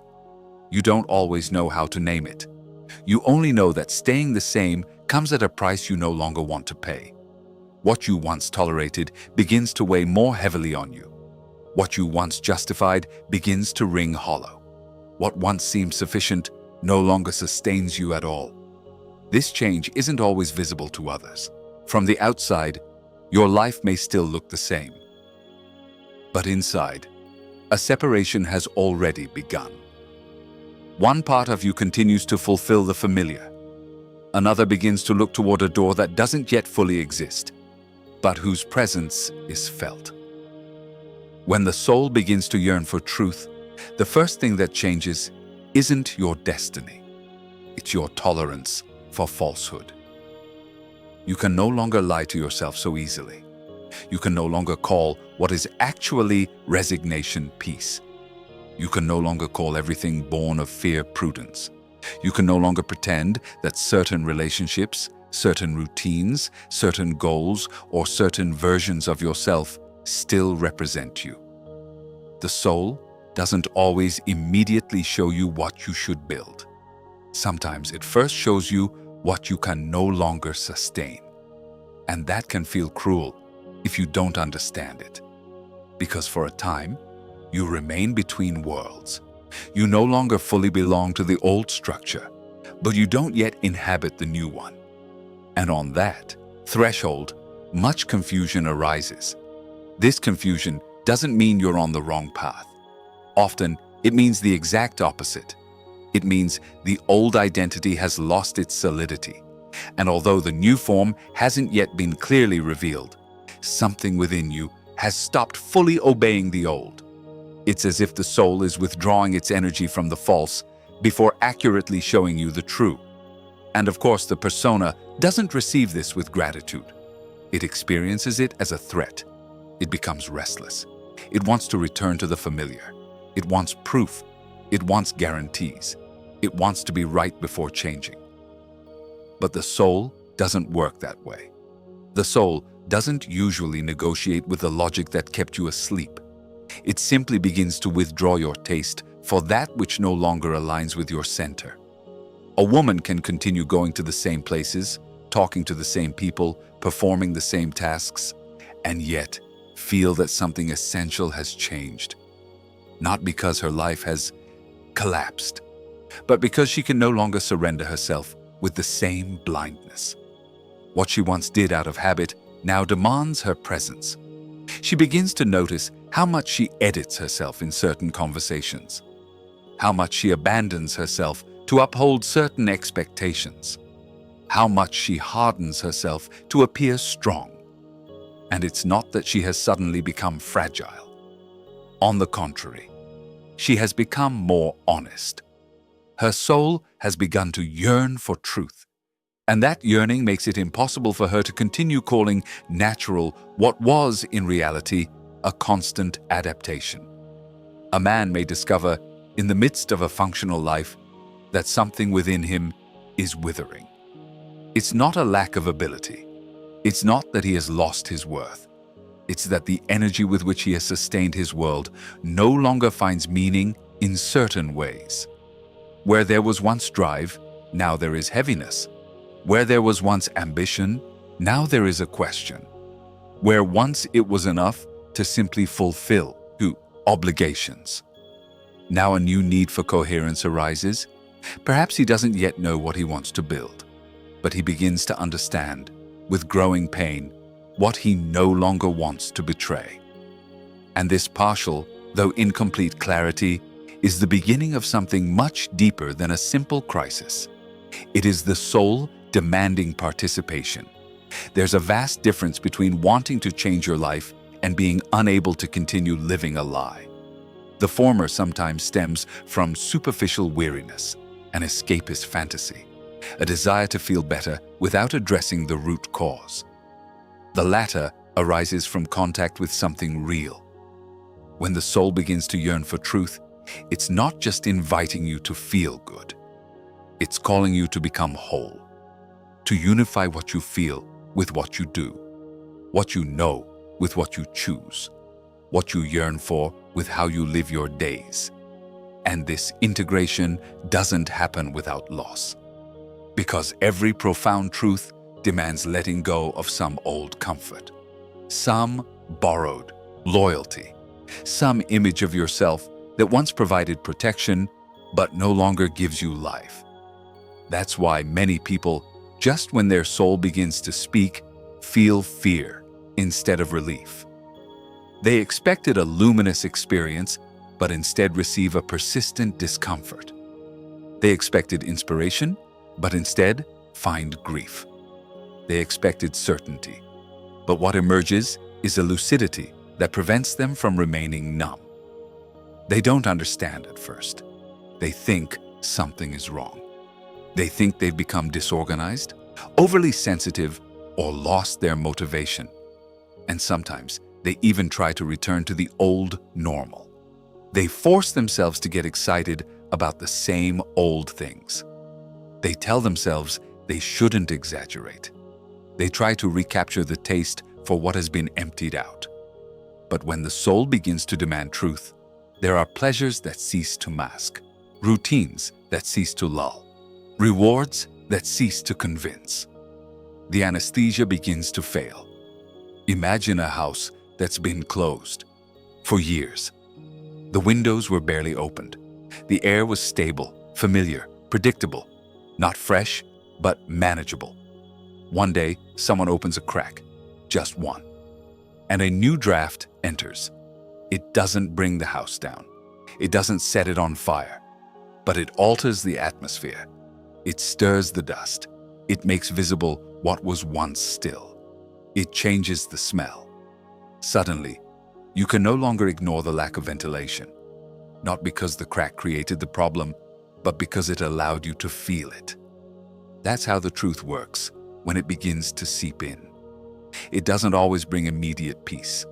First, it stirs things up. First, it reveals.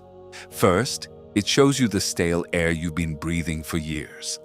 The soul cries out for truth in many ways, sometimes through the body. An exhaustion that no longer responds to ordinary rest. A tension in the chest when you say yes while wanting to say no. A feeling of oppression when you accept a dynamic that drains you. Sometimes it does so through desire. Creative impulse that returns. A need for silence.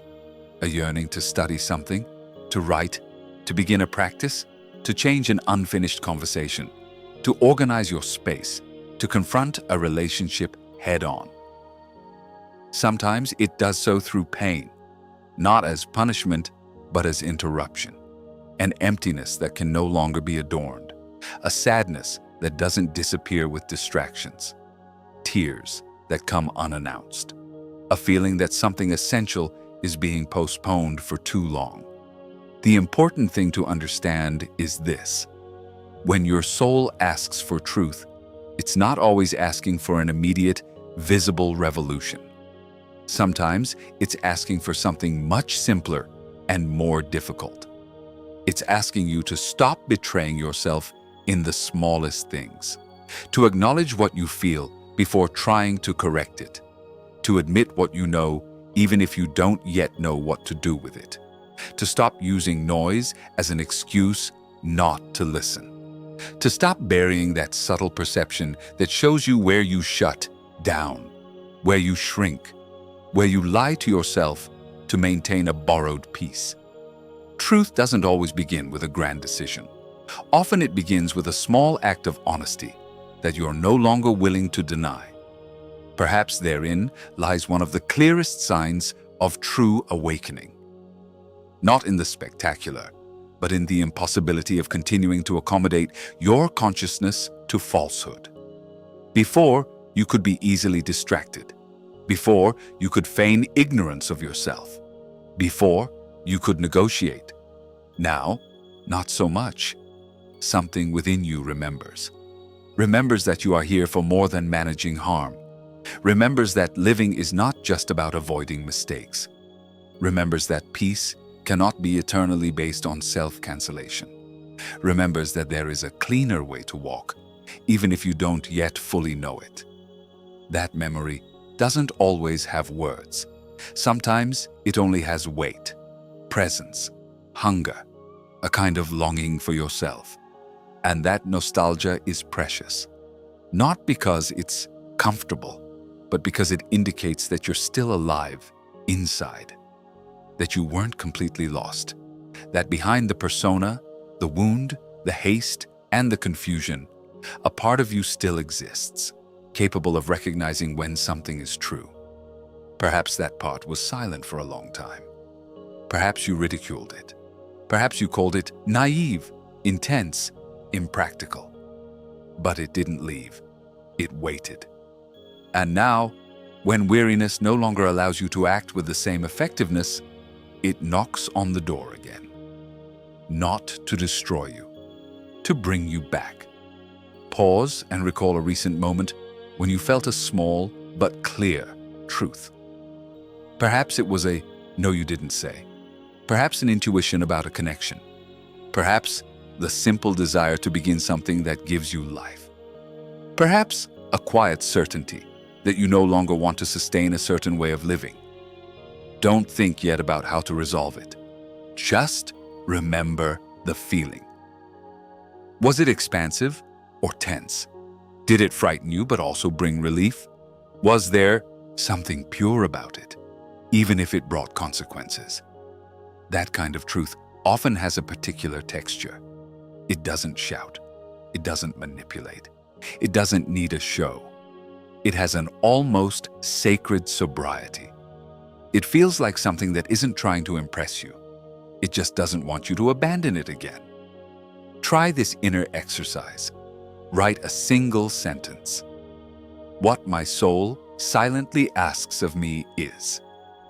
Complete the sentence without embellishing it. Perhaps it's to truly rest. Perhaps it's to speak clearly. Perhaps it's to leave a pattern that drains you. Perhaps it's to start a project. Perhaps it's to cry something you haven't cried yet. Perhaps it's to ask for help. Perhaps it's to stop chasing validation that never seems to arrive. Then right underneath, what I fear most if I listen to this truth is. There, the true edge of the work will appear. Not the truth itself, but the imagined price of honoring it. Perhaps you fear disappointing others, losing stability, being judged, feeling alone, making mistakes, losing your identity. That fear deserves to be acknowledged, but not blindly obeyed. Because here lies the central revelation of this chapter. The soul doesn't begin to ask for truth to complicate your life. It begins to ask for it because the life you're living has become too costly for your center. What once protected you now tears you apart. What once gave you order now constrains you. What once gave you belonging now demands your presence. And there comes a point where continuing to function in a false way hurts more than beginning to be true amidst the uncertainty. That point, though fragile, is sacred, because that's where availability is born. That's where true yes begins. Of course, it's still not enough. Listening is not the same as responding. Many hear the call and continue waiting, not out of malice, but because responding means reorganizing one's life. It means taking seriously a truth that may alter relationships, rhythms, priorities, and old narratives. It means ceasing to ask only what is convenient for you and starting to ask what is your due. And this transition requires something we haven't yet fully cultivated. Enough inner silence to distinguish the voice of the soul from the noise of fear, habit, demands, and urgency. Because it's one thing to feel something calling you. It's quite another to learn to clearly hear from where each voice within you is speaking.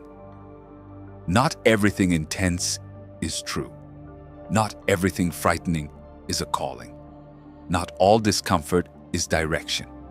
You need a more serene center, a more refined listening, a different relationship with yourself, so as not to confuse impulse with intuition, anxiety with action, escape with freedom. And that learning begins at the next threshold. Now that the soul has begun to yearn for truth, it's time to approach the place from which that truth can be heard without distortion. Not the place of the persona, not the place of haste, not the place of the wound, reacting. A deeper place, a quieter place, a more honest place. The place where the crucial question of this entire journey begins to reveal itself. If you have lived so long far from your center, how does one find it again? That's where we come in now. Because the next step won't be rushing toward an answer. It will be something more powerful. It will be learning to return. I'd like to take this opportunity to tell you that if what you see here resonates with you, you'll find much more material to continue learning in the first link in the description. Chapter 8, Scarcity, the voice that makes you shrink. Scarcity rarely presents itself by name. It doesn't enter your life as a philosophical idea or a clean concept you can observe from a distance. It enters as a feeling, as a contraction, as a slight stiffening of the body when you desire something and a voice immediately appears, urging you to shrink back. Don't ask for so much. Don't expect too much. Don't get your hopes up. Don't expose yourself. Better to be content with what you have. Better to be grateful and not to change anything. Better not to bother life with grand desires. This is how scarcity speaks when it has settled in not just as a circumstance, but as an identity. Most people believe that scarcity begins externally, in the lack of money, the missed opportunities, the unreliable help, the insufficient time, the love that doesn't last. And of course, real deprivation exists. It would be naive to deny it.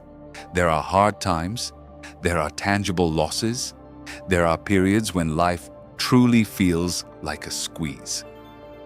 But even amidst these realities, there's a profound difference between experiencing a lack and letting that lack become the defining voice through which you interpret your entire existence. That's the crucial point, because it's one thing to live through a period of limitation. It's quite another to begin viewing the entire world with the secret certainty that there's never enough for you. When that certainty takes hold, it doesn't just affect what you have, it affects what you allow, what you imagine, what you tolerate, what you dare to ask for. Scarcity then becomes a pedagogy of shrinking. It teaches you to need little so as not to suffer. It teaches you to settle quickly so as not to risk disappointment. It teaches you to be grateful for crumbs so as not to appear ambitious. It teaches you to call anticipated renunciation humility. And over time, that logic becomes so ingrained that you no longer perceive it as a wound. You call it maturity. You call it realism. You call it prudence. But deep down, you're still living under an old commandment. Don't take up too much space. Don't desire too much. Don't receive too much. Don't shine too brightly. Don't expect too much from life because it might take everything away. Scarcity doesn't just empty you when you lack something. It also empties you when you get used to living half-heartedly. When you lower your voice before you speak. When you diminish your desire before you feel it. When you lower your standards of affection to avoid being alone. When you stop imagining true paths because you've learned to always negotiate with the bare minimum. There are people who aren't just trapped in a limited economy. They're trapped in an imagination limited by fear. And that inner poverty, though unseen by others, ends up deciding far more than any external circumstance. Imagine a room where the windows have been covered by heavy curtains for years. Little light enters. The air barely circulates. Whoever lives there eventually gets used to this dimness. Over time, they even learn to move around comfortably. They know where the furniture is. They don't trip as much anymore. They convince themselves that the room is enough. That excessive brightness can also be bothersome. That there's no need to open everything. But having grown accustomed to the shadows doesn't mean that shadows are their natural measure. This is how scarcity works in consciousness. You become accustomed to a limited range of life and end up mistaking it for wisdom. Many learned about scarcity before they even had the words to describe it. They breathed it in at home, in conversations, in the tension among adults, in the silences surrounding money, in the guilt of need, in the idea that asking was a burden, in the experience that receiving could generate debt, resentment, or shame. Perhaps you heard phrases that seemed normal. You can't have everything. You have to be content. It's better not to depend on others. We weren't born for so much. Life is hard. You can't always choose. Perhaps no one told you this directly, but you learned it by watching others shrink from desire. How they resigned themselves before even trying. How they celebrated merely surviving. Then a part of you concluded that aspiring too much was dangerous, that wanting more was ungrateful, that trusting in abundance was naive. That's where the formation of one of the quietest and most powerful voices in the inner world begins. The voice that doesn't always say, "You can't," but something more subtle and effective. That's not for you. Don't get your hopes up. It's best not to count on it. Don't ask for so much. What you have is enough. Be grateful for the little things. Don't expose yourself to a bigger fall. It doesn't seem like cruelty. It seems like protection. But the more you obey it, the smaller your sphere of influence becomes. And there comes a point when you no longer know if there really are no possibilities, or if you stopped looking years ago toward where they might be. A woman can spend years accepting half-hearted relationships not because she doesn't deserve more, but because emotional scarcity has taken root so deeply that any lukewarm gesture feels like a privilege. She doesn't ask for clarity. She doesn't ask for presence. She doesn't ask for complete reciprocity. She settles for fleeting moments, for ambiguous signals, for vague promises, for incomplete affection. And every time a part of her longs for something purer, the voice of scarcity whispers that it's not wise to demand so much, that being alone is worse, that she already has enough with what she receives. In this way, love doesn't flourish. It's rationed like a handout. A man can work tirelessly and still feel like he's never satisfied. No matter how much he does, no matter how much he earns, there's always an underlying tension, a feeling that he must keep accumulating, solving problems, proving himself, anticipating the worst-case scenario. He doesn't see money as a tool. He sees it as a bulwark against an ancient abyss. So he doesn't find rest in receiving. He doesn't enjoy building. He's just trying to ward off a sense of threat that never quite goes away. Scarcity, in that case, isn't just a bank account. It's an inner frequency that doesn't know how to relax because it believes everything could collapse at any moment. There is another, even more subtle form of scarcity, perhaps the most painful: the scarcity of permission. These are people who don't grant themselves the right to occupy their space without justification. They feel they have to earn rest, love, recognition, tranquility, joy. They don't know how to receive something good without wondering what it will cost them later. They doubt beauty as soon as it appears. They are suspicious of relief. They need to be constantly on guard, as if life were going to exact a painful price for every moment of expansion. This scarcity isn't always visible from the outside, but it wears you down deeply because it transforms every luminous experience into something unstable, almost forbidden. The voice of scarcity makes you shrink back even before the world closes a door on you. That's its power. It doesn't need reality to deny you. It's enough to convince you not to get too close, so you remain incomplete, half-hearted, half-desiring, half-attempting. And then, when what you longed for doesn't happen, you take that outcome as proof that you already knew it wasn't meant for you. Scarcity then becomes a self-perpetuating prophecy, not because it always tells the truth, but because it organizes your energy in such a limited way that you end up getting partial versions of almost everything. Think about how many times you've desired something and, in that same second, started negotiating with your own desire. You wanted to create, but immediately thought about the difficulty. You wanted to love better, but immediately calculated the risk. You wanted to ask for more, but immediately guilt appeared. You wanted to begin, but immediately the voice arose, reminding you of everything that's missing. That internal gesture seems small, but it's decisive.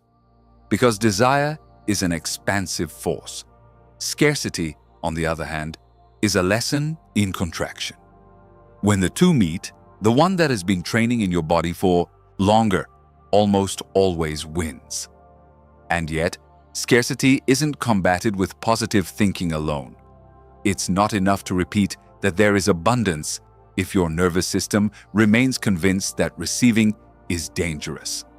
It's not enough to recite lofty phrases if your body still tenses up at the thought of being seen, supported, or at peace. Deep scarcity isn't just mental, it's emotional, it's physical, it's historical. It lives in short breaths, in the impulse to apologize for needing, in the habit of anticipating loss before allowing yourself joy. That's why transforming it requires something more intimate than a pretty idea. It requires beginning to notice where you reflexively diminish yourself. Pause and look at an area of your life where you hold yourself back the most. It might be love, money, your purpose, your creativity, your ability to rest, your right to set boundaries.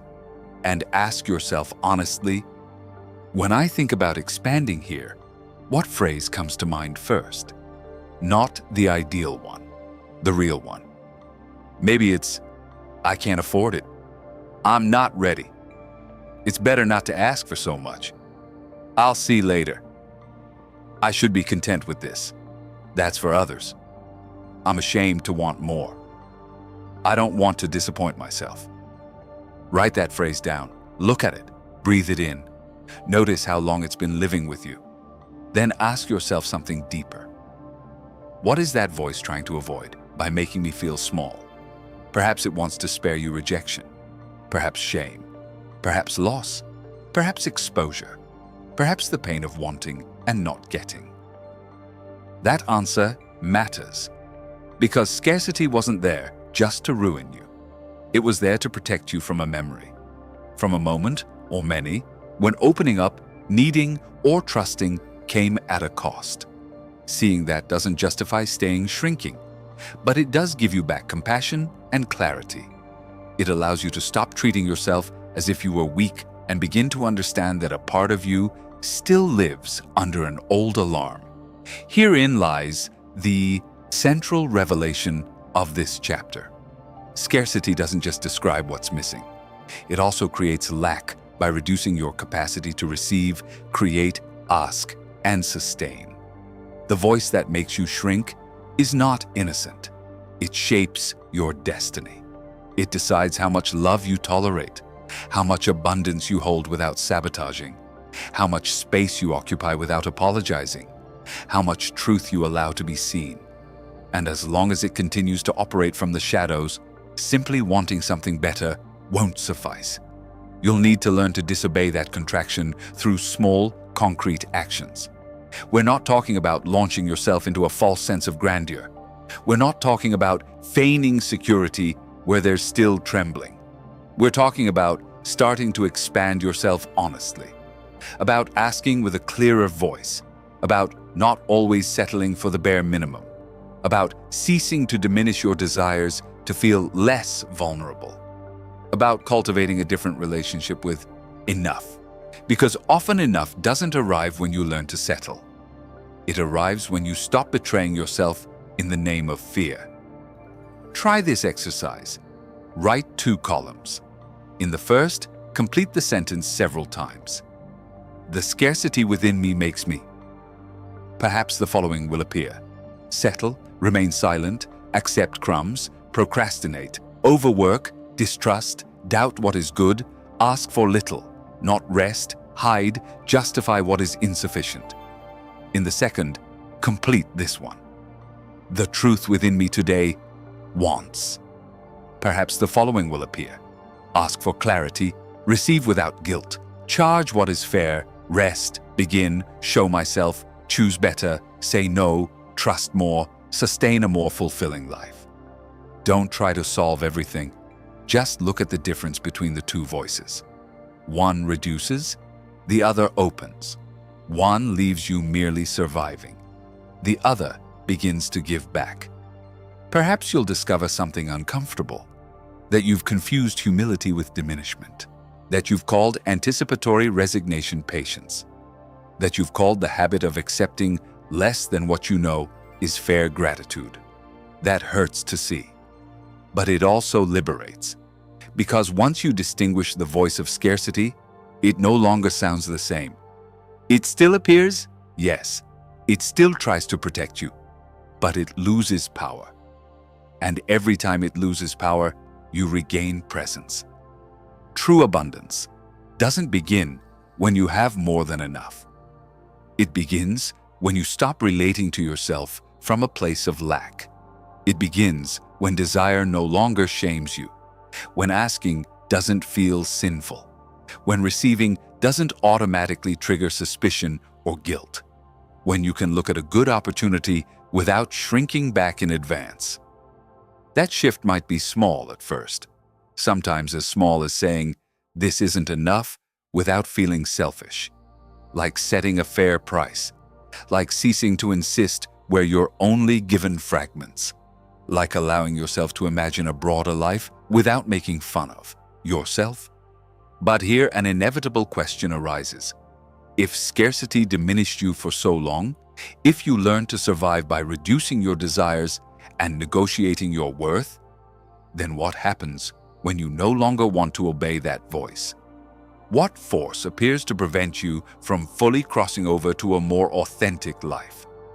The answer soon reveals itself, because behind scarcity often lies another ancient structure, one even more cunning, one that not only diminishes you, but intervenes just when you are about to shift to a higher level of inner understanding.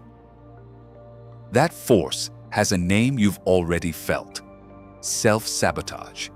And that's where we'll come in now. Because it's one thing to live small, out of habit.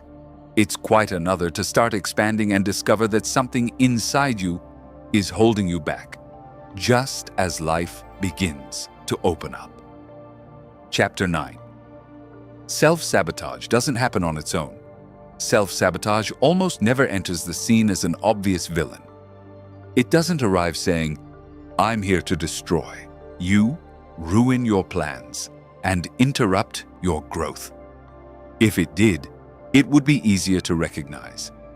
The difficult thing is that it usually appears with the voice of logic, prudence, weariness, or supposed clarity. It arrives just when something inside you begins to open up, when a real possibility emerges, when finally a part of your life seems to align with something more meaningful. And then, without making too much noise, something happens. You get distracted. You procrastinate. You doubt yourself more than necessary. You fill your time with secondary tasks. You lose focus. You say yes to things that pull you away. You convince yourself that it's not the right time yet. And the most disconcerting thing of all is that you often do it with reasonable arguments. That's why it hurts so much to discover it, because it doesn't seem like an attack against you. It seems like a sensible decision. And yet, beneath that level-headedness, something is at work to bring you back to the familiar place. Some people believe they sabotage themselves because they lack discipline, are inconsistent, or deep down don't desire as much as they claim. Sometimes they even judge themselves harshly for it. They call themselves lazy, fickle, disorganized, unserious. But deep self-sabotage rarely stems from laziness. It arises from the conflict between a part of you that wants to live a bigger life and another that still associates that expansion with danger. One part yearns for truth. Another remembers the cost of being visible, of needing, desiring, making mistakes, standing out, or depending. So, when life approaches a significant threshold, you don't just move forward with desire. You also move forward with memories. And if those memories haven't been acknowledged, the entire system can react as if growth were a threat. That explains why so many people seem to work against themselves just when they're closest to something good. They don't sabotage what doesn't matter to them. They sabotage, often, what calls to them most. A healthy connection, a genuine project, an opportunity for growth, a well-deserved rest, a clear boundary, a new version of themselves. In other words, they don't stop at the insignificant. They stop at the threshold, at the exact edge where life ceases to be a comfortable repetition and begins to demand real presence. There, self-sabotage kicks in as a compensatory force. Not because you hate the light, but because an old part of you still doesn't trust that you can inhabit it without losing something essential. Imagine someone who has lived for years in a small room. It's not a beautiful place, but they know it. They know where everything is. They know how to breathe there. They know how much space they can occupy without bumping into things. One day, a door opens onto a huge living room, full of air and light. From the outside, everything suggests they should enter with joy. That's what they wanted, isn't it? More space, more beauty, more possibility. But just as they approach, they feel dizzy. The light exposes them. The new space forces them to move differently. The cramped gestures of before no longer work. Just surviving is no longer enough. They have to inhabit. And truly, inhabiting is frightening when you've spent too much time learning not to take up too much space. So the person invents an excuse. Not now. Tomorrow. First, I have to organize other things. This isn't the ideal time. I'm not ready. And so, they return to the small room, not because it's better, but because it still seems less threatening. That's self-sabotage in its most intimate form. Not a will to destroy, but an unconscious loyalty to a range of reality that your system already knows how to control. That's why it doesn't come alone. It comes accompanied by old loyalties, emotional memories, identities that feel threatened, and the age-old need not to stray too far from the script. If you don't understand that, you'll continue fighting your behavior as if it were arbitrary. But your behavior isn't arbitrary. It has a logic. A wounded one, yes. Outdated, often. Limiting, undoubtedly. But logical, nonetheless. A woman can spend months dreaming about starting something of her own.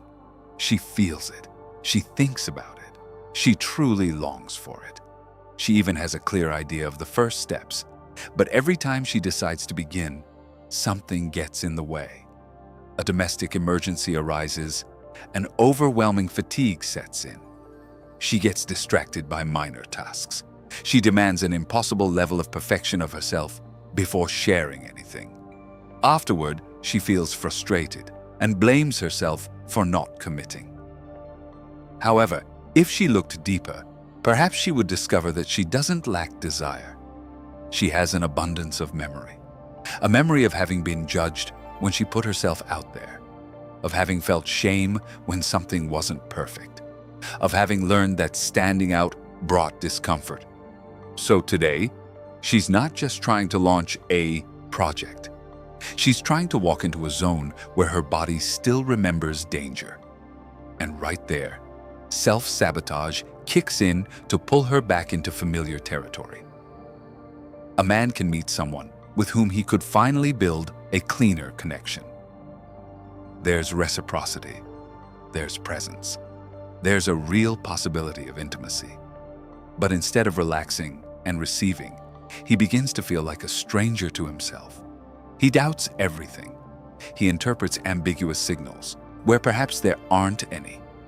He distances himself without explanation. He becomes inconsistent.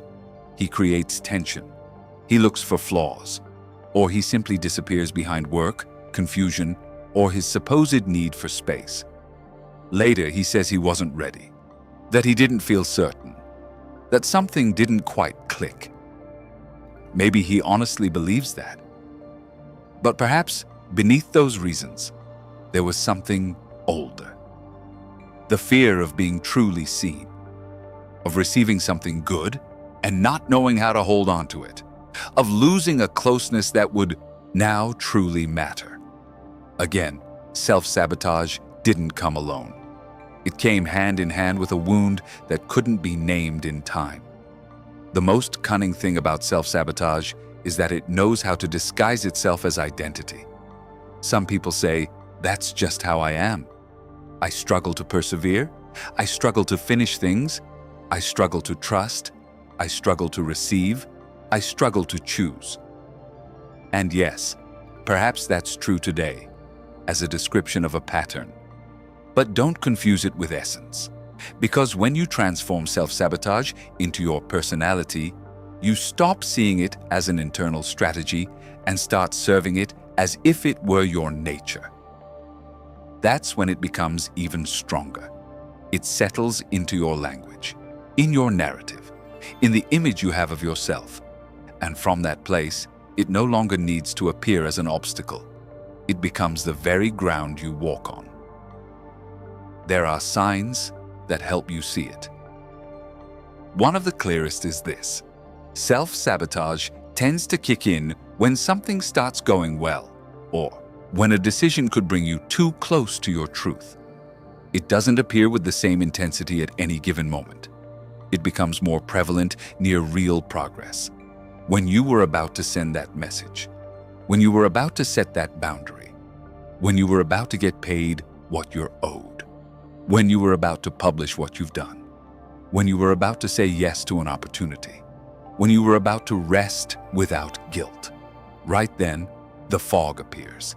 The procrastination, the endless doubts, the perfectionism, the sudden exhaustion, the need to review everything one more time, the apparent urgency of everything else. Another sign is disproportion. Small things can overwhelm you when they touch a raw nerve. Minor criticism can paralyze you for days.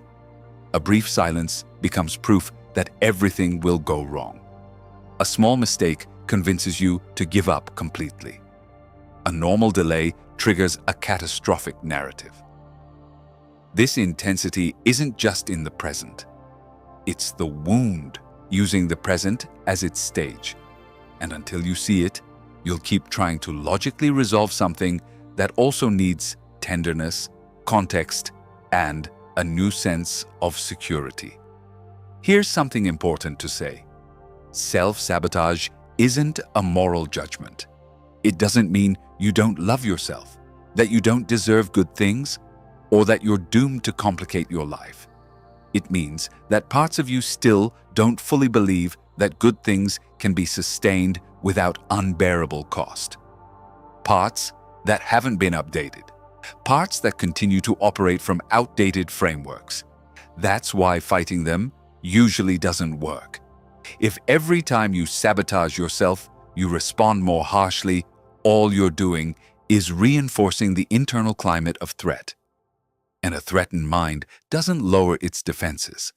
It refines them. Imagine an old-fashioned guardian standing before a door.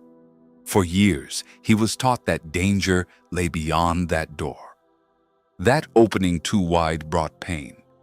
That trusting too much came at a high price. That resting weakened him. That shining brightly exposed him. That receiving created debt. The guardian learned his job well. He became efficient. He saved you more than once, perhaps, when you were most vulnerable. But time passed. Life changed. You changed. Yet the guardian didn't get the message. He continues doing the same things. He continues holding back. He continues to be suspicious. He continues to block the way when he detects signs of expansion. Would you hate him for that? Or would you try to explain to him, firmly and patiently, that the house is no longer at war? You need to do something similar with yourself.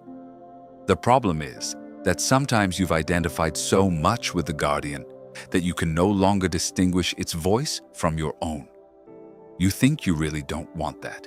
You think you're truly not ready. You think your doubts are pure intuition. And of course, not every restraint is sabotage. Sometimes a pause is wise. Sometimes a no is honest. Sometimes withdrawing is indeed coherent. That's why keen listening is necessary. Sabotage has a particular texture. It doesn't bring peace. It brings contraction. It doesn't open clarity. It closes off energy. It doesn't leave you more of yourself. It leaves you smaller. It's usually accompanied by shame, anxiety, or a short-lived relief that very quickly turns into frustration. You recognize it because, after obeying it, something inside you doesn't feel whole. It feels protected, perhaps, but also diminished. Pause and think about a recent time when you were about to do something important to yourself and didn't. Not the moment when you simply changed your mind peacefully. The moment when you backed away feeling tense, needing to justify yourself, or experiencing some kind of inner hangover. What happened right before? What phrase popped into your head? What fear was triggered? What excuse sounded most convincing? Write it down. Sometimes simply putting words to the mechanism is enough to dispel some of its magic. You might discover that self-sabotage always uses the same methods: perfectionism, distraction, overload, constant doubt, the need for absolute certainty, self-imposed demands so high that starting becomes impossible, and the urge to resolve secondary issues before addressing what truly matters. Now ask yourself something deeper. If I had taken that step, what part of my identity would I have had to change? Perhaps you would have stopped being the person who always puts things off. Perhaps you would have had to allow yourself to be visible. Perhaps you would have had to accept more than usual. Perhaps you would have had to let go of the persona of someone still waiting for the perfect moment. This question matters because self-sabotage often doesn't protect you from failure. It protects you from transformation. It protects you from what you would have to stop being. if the truth were to begin to take hold. That's a crucial revelation. Sometimes you don't sabotage because you're afraid of losing. You sabotage because you sense that if this works out, you can no longer be the same person. You can no longer tell the same story about your delay, your inadequacy, your bad luck, or your endless preparation. You can no longer take refuge in the identity of someone who is still about to begin. And although that identity hurts, it also provides a form of refuge. While you are still about to begin, you don't yet have to fully embrace your power. You don't yet have to inhabit the new vastness. You don't yet have to face the grief of leaving the old you behind. That's why self-sabotage doesn't come alone. It comes with grief. It comes with loyalty. It comes with the fear of betraying an old version of yourself that did what it could to survive. And that grief is important. Because it's not enough to say, I'm going to change. You also need to recognize that a part of you feels that, by changing, it loses belonging. It loses familiarity. It loses the old narrative. It loses the familiar way of being loved or understood. So it resists. Not because it's evil, because it's afraid. Try this exercise. Write 2 sentences. The first, when I'm about to truly move forward, I usually repeat this several times. Perhaps the following will appear: doubt, procrastinate, get distracted, look for flaws, push myself too hard, get sick, fill my time with other things, argue, shut down, say I'm not ready. Then write the second. If I stopped doing that, I would have to become someone who... That's where the most uncomfortable and liberating truth might emerge. Someone who lets themselves be seen. Someone who receives. Someone who sets a price. Someone who trusts. Someone who speaks clearly. Someone who no longer lives waiting for permission. Someone who stops shrinking away. Don't look for a perfect answer. Look for the one that stirs your soul. Here's the key. Self-sabotage weakens when you stop seeing it as a curse and start reading it as a threshold, a sign that you're close to something important. Not to romanticize it, but to stop blindly obeying it. Every time it appears, instead of concluding, I've ruined everything again, you could ask yourself what part of you was frightened by this possibility, what it believes is at stake, what old defense mechanism was activated. That question changes things considerably because it introduces awareness into a mechanism that thrived on automatic responses. It doesn't mean you'll stop feeling fear overnight. It means you'll begin to distinguish it from destiny. You'll begin to see that not all your doubts deserve obedience, that not every contraction is justified, that not every restraint is wisdom. Sometimes it's just an old part of you trying to pull you back into a smaller world because it hasn't yet learned that you can sustain expansion without disappearing. And yet, there's something even deeper behind this pattern. Because when you begin to honestly examine the source of so much inner obedience, so much fear of deviating from the script, so much tendency to stop yourself right at the edge of the new, a root emerges that predates the sabotage itself. An ancient force, not always visible, but one that organizes much of what you consider normal. It's not just your personal wound. It's not just your character. It's a form of loyalty, a silent pact with the stories, pains, limitations, and mandates of those who came before. That's where the next threshold begins. Because often you don't hold back solely out of self-preservation. You also hold back because of invisible loyalties you learned before you knew how to choose.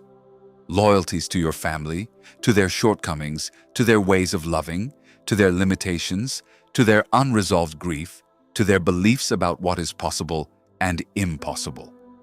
Loyalties that make you feel, wordlessly, that going further could be a betrayal. And when you see that, you'll understand why sometimes letting go of self-sabotage feels less like personal improvement and more like a sacred break with a history much older than you. Chapter 10. The Invisible Loyalties of Childhood. There are pacts you never uttered, yet they have governed much of your life. You didn't sign them with words. There was no ceremony. No one called you around a table to explain their terms. And yet, they were inscribed within you with profound force. They were formed in childhood, when you still couldn't distinguish between love and adaptation, between belonging and disappearing, between being yourself and being acceptable. At that stage, you didn't choose freely. You learned to survive emotionally. You learned to read the atmosphere of the house, the tension in the silences, the price of certain emotions, the value of behaving well, of not bothering anyone, of not asking for too much, of not standing out if it made others uncomfortable, of not falling apart if everyone was already busy enough, holding their own cracks together. This is how many invisible loyalties are born, not as conscious decisions, but as agreements of the small soul with the world around it. A child doesn't need to understand everything to become loyal to a system. It's enough for them to sense what brings closeness and what brings distance, what gesture is rewarded and which generates discomfort, what part of themselves is appropriate to show and which is better hidden. If crying complicates things, they will learn to toughen up. If asking brings guilt, they will learn to manage on their own. If shining provokes jealousy or tension, they will learn to dim their light. If making mistakes brings humiliation, they will learn to improve or not to try too hard. All of this seems like adaptation, and in fact, it is. Early intelligence, a sensitive way of protecting the bond upon which life itself depends. But over time, this adaptation can become a silent obedience that continues to operate long after the real danger has passed. That's why some adults continue to live as if they still have to protect their families from their emotions, their growth, their truth, their difference. They don't think of it that way, of course. They don't wake up in the morning saying, "Today I'm going to betray myself to remain loyal to an old story." They do it in much more subtle ways. They hold back when they could grow. They diminish themselves when they could shine. They stay where they hurt others the least. They don't charge what their work is worth because, at a deep level, doing better seems disrespectful to those who had less. They don't love fully because they learned that opening their hearts brings chaos. They don't rest because it's ingrained in their system that there's always something more urgent to sustain. They don't allow themselves pure joy because at home, peace was fragile and happiness seemed suspicious, fleeting, or undeserved. Invisible loyalties don't feel like chains. They feel like normalcy, like duty, like a kind of moral fidelity that's almost never questioned. That's where their power lies. Because as long as you see them as unquestionable virtues, they'll continue to govern your life from below. You can read, heal, meditate, study, adopt new habits, even change cities or jobs. But if you don't see the old web of loyalties that organizes your energy, you'll end up recreating the same old structure with new names. The landscape will change, not the pact. Imagine a home where scarcity was a constant presence, not always as a catastrophe, sometimes as a dull tension, like hushed conversations, like bills, worries, sacrifices, weary glances. In such a home, a sensitive child can learn something profound. It's not wise to ask for too much. It's not wise to desire grand things. It's not wise to relax. It's not wise to rely on abundance because everything can crumble. Years later, that child becomes an adult. They work, they produce, they try to grow. But every time life begins to open up, something tenses. They struggle to receive. They struggle to sustain prosperity. They struggle to rest in their achievements. And because they don't remember their origins, they believe they have a problem with money, or with consistency, or with abundance, without realizing that perhaps they remain loyal to the anxiety of the home they came from, as if truly prospering meant straying too far from their loved ones, as if living without fear were a form of betrayal. Now imagine a home where love existed, yes, but it was mixed with sacrifice, exhaustion, long silences, and unspoken needs. In such a home, a child might learn that to love is to endure, to love is to wait, to love is to understand the other person better than one understands oneself. To love is to stay even when something hurts. Then that child grows up and enters into relationships where they again feel responsible for sustaining what doesn't work on its own. They tolerate crumbs. They justify absences. They confuse intensity with depth. They become adept at reading other people's wounds and very clumsy at honoring their own. Not because they don't deserve pure love, but because a part of them remains loyal to the old way they were taught to love. There are even more subtle loyalties. Some don't bind you to visible suffering, but to the emotional size of your system. If no one in your family was particularly prominent, perhaps you learned that standing out creates distance. If everyone lived with a humility mistaken for diminishment, perhaps growing up makes you feel arrogant. If being happy seemed naive or dangerous in your environment, perhaps you sabotage joy as soon as it arrives. If creativity was seen as a waste of time, your strongest calling might awaken guilt. If the body was treated with tension or shame, perhaps you struggle to experience pleasure without judgment. If success was criticized, you might approach it cautiously and withdraw just before achieving it. Invisible loyalties don't just connect you to people. They also connect you to their beliefs, their limitations, their fears, their grief, their ways of naming the world. What's most poignant is that they almost always stem from love. From a childlike love, yes, but love nonetheless. The child senses that to remain a part of the group, they need to conform. They need not to stray too far from the collective pain. They need to blend in. They need not to overshadow anyone with their brilliance. They need not to add more weight to an already burdened household. So they make a silent promise. I won't go beyond what the system tolerates. I won't need more than the system can provide. I won't become someone who makes evident what was lacking here. That promise is rarely seen, but it can shape an entire life. That's why growth sometimes feels like guilt, not impossible. Guilty. And that difference changes everything. Because if you believe you're not progressing simply due to a lack of ability, you'll look for methods, strategies, discipline. All of that can help, but it won't address the root cause. On the other hand, if you recognize that a part of you is holding back out of loyalty, the work changes. It's no longer just about pushing yourself. It's about giving yourself permission. Permission to grow without abandoning anyone.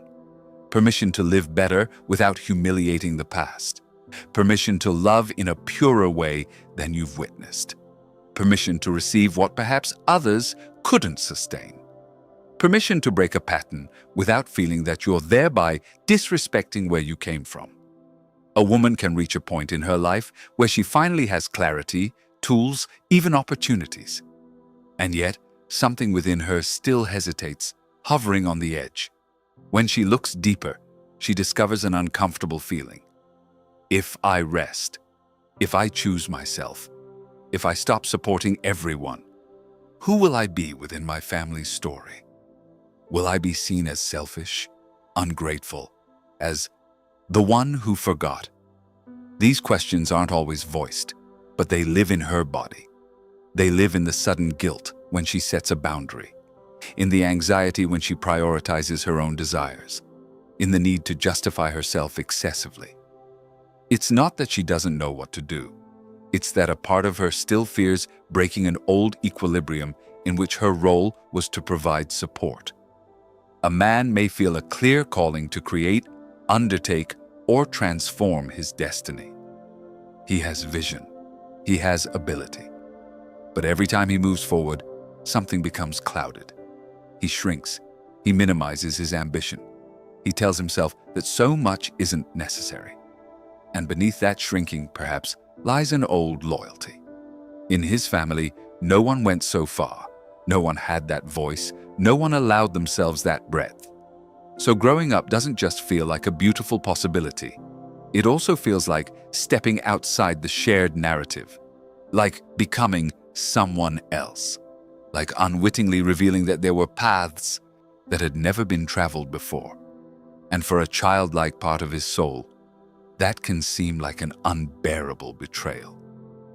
There is something profound in understanding this. You are not obligated to repeat a story to honor it. You don't need to carry the wounds of your system to demonstrate love. You don't have to remain shrunken to belong. You don't have to sustain the same scarcity, the same fear, the same way of loving, the same relationship with your body, money, rest, or desire to remain a child of where you come from. Sometimes the highest form of love is not repetition. It is transformation. It is going further with humility. It is opening a path that was previously unavailable. It is becoming living proof that pain does not have the final word. But to get there, you first need to honestly examine the loyalties at play. Not from a place of accusation, but from a place of lucid tenderness. No one chooses these pacts as a child. They are formed out of a need for love and security. That's why hating them is useless. You need to recognize them, to understand their logic, to hear what they protected you from, to understand what they promised to preserve. Only then can you begin to unravel them without violence. Pause here. Think of something good that, when it truly begins to approach, creates a strange discomfort. It could be healthy love, money, rest, visibility, purpose, peace. Now ask yourself, if this were to become a permanent fixture in my life, who in my family history would feel most distant from me? Don't answer with guilt. Answer truthfully. Perhaps an exhausted father, a self-sacrificing mother, grandparents marked by scarcity, a system where survival was the only priority will come to mind. Then ask yourself, what part of me believes that to love my family, I must resemble their pain? That question can open a vast door. Try this exercise in writing as well. Complete the sentence several times. In my childhood, I learned that to be loved, I had to. Perhaps the following will appear: not bother, perform, be strong, be silent, understand, help, not ask, be proper, not fail, not stand out too much, not feel too much. Then write a second sentence. Today, that learning makes me. And let the consequences emerge. Shrinking, conforming, self-censoring, overloading myself, choosing relationships that repeat sacrifice, distrusting abundance, not resting, not getting paid, not showing myself, asking for little. When you see both columns, many pieces begin to fall into place. What seemed like character begins to show its origin. What seemed like chance reveals a structure. The central revelation of this chapter is this: a large part of your current life may be organized by old loyalties you never examined. Not because you are weak, not because you are doomed, but because early love is often mixed with adaptation, and adaptation, when not made conscious, becomes destiny. Seeing that doesn't separate you from your roots. It allows you to relate to them from a freer place. It allows you to give thanks without obeying, to honor without repeating, to love without burdening. And yet, when you begin to examine these loyalties, something even more unsettling emerges. you don't just discover family pacts. You discover inherited thoughts, entire phrases living inside you, whole commandments that seem yours but aren't quite. Ideas about love, money, worth, the body, success, spirituality, security, deservingness. Beliefs that weren't born from your direct experience, but from the atmosphere in which you were raised. That's where the next threshold appears. Because it's one thing to see loyalty, it's quite another, something deeper, to hear the language that loyalty speaks within you. The language of inherited beliefs, borrowed destinies, the phrases that have been interpreting your life for years before you even have the chance to see it with your own eyes. And when we get there, maybe you'll understand why for so long you thought your limits were personal, when in reality, some had been pronounced long before you came into the world. Chapter 11. Inherited beliefs, borrowed destinies. Not all the ideas that govern your life were born in your mind. Some arrived before you. They were waiting for you in the atmosphere of your home, in the way adults spoke, in the gestures used to respond to desire, money, mistakes, the body, love, rest, God, pain, pleasure, the future. You weren't made to memorize these ideas. You absorbed them, like absorbing a scent that has filled a room for years, like learning a language without anyone explaining its rules. First, they were phrases you heard. Then, they became sensations. Then, reflexes. And finally, a kind of automatic truth from which you began to interpret the world. This is how many inherited beliefs are born. Not as chosen thoughts, but as borrowed lenses that end up being mistaken for your own eyes. That's one of the most insidious forms of alienation. Growing up believing you think for yourself, when much of your internal narrative was instilled in you at a time when you weren't yet mature enough to question it. If you were told, or made to feel, that life is hard, your system learned to expect hardship. If you saw that love always required sacrifice, perhaps you began to distrust what comes easily. If abundance came with guilt, criticism, or fear, you probably won't receive it peacefully today.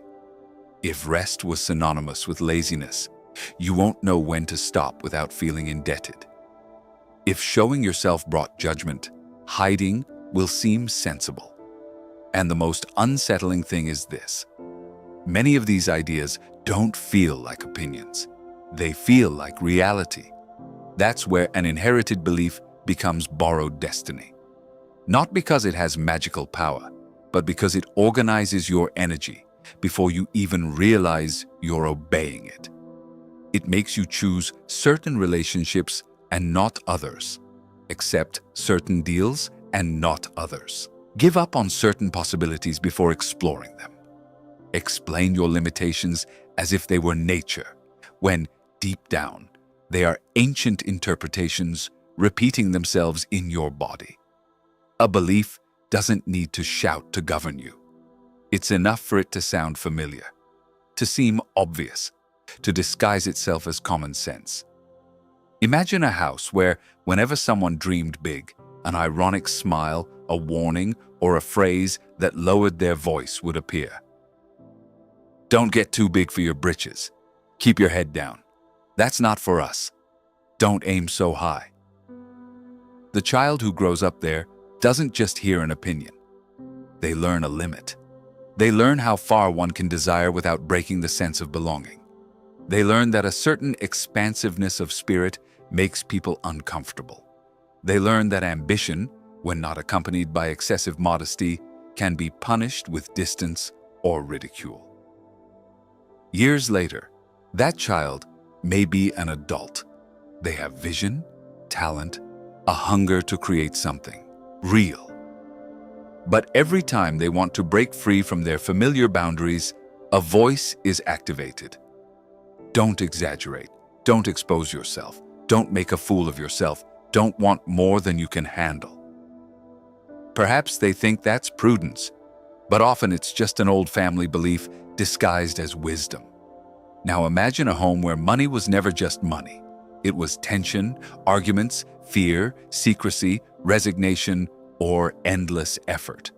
Perhaps no one spoke about it freely. Perhaps it was discussed too much, but always from a place of anxiety. Maybe growing up meant seeing worried faces, hearing phrases like, "Money isn't enough. Money disappears as quickly as it comes. You can't trust anyone. You have to suffer to get anything. Nobody gives anything away for free. If you do well, people envy you. It's better not to depend on anyone." These phrases don't just stay on the surface. They penetrate. They take root. They begin to shape one's relationship with deservingness. So today's adult can desire prosperity and at the same time feel uneasy when they begin to approach it. They can earn more and become more stressed. They can charge less than what's fair so as not to challenge an old equilibrium. They can work tirelessly because the inherited equation is still alive in their system. Value is sacrifice. Rest is danger.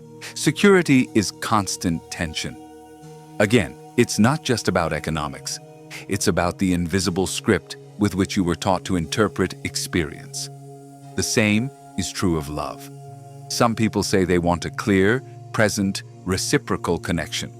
But a part of them only recognizes as love that which demands waiting, guessing, enduring, or holding on longer than necessary.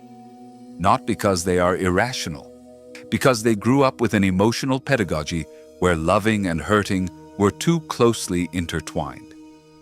Perhaps love existed in their home, but never entirely peacefully.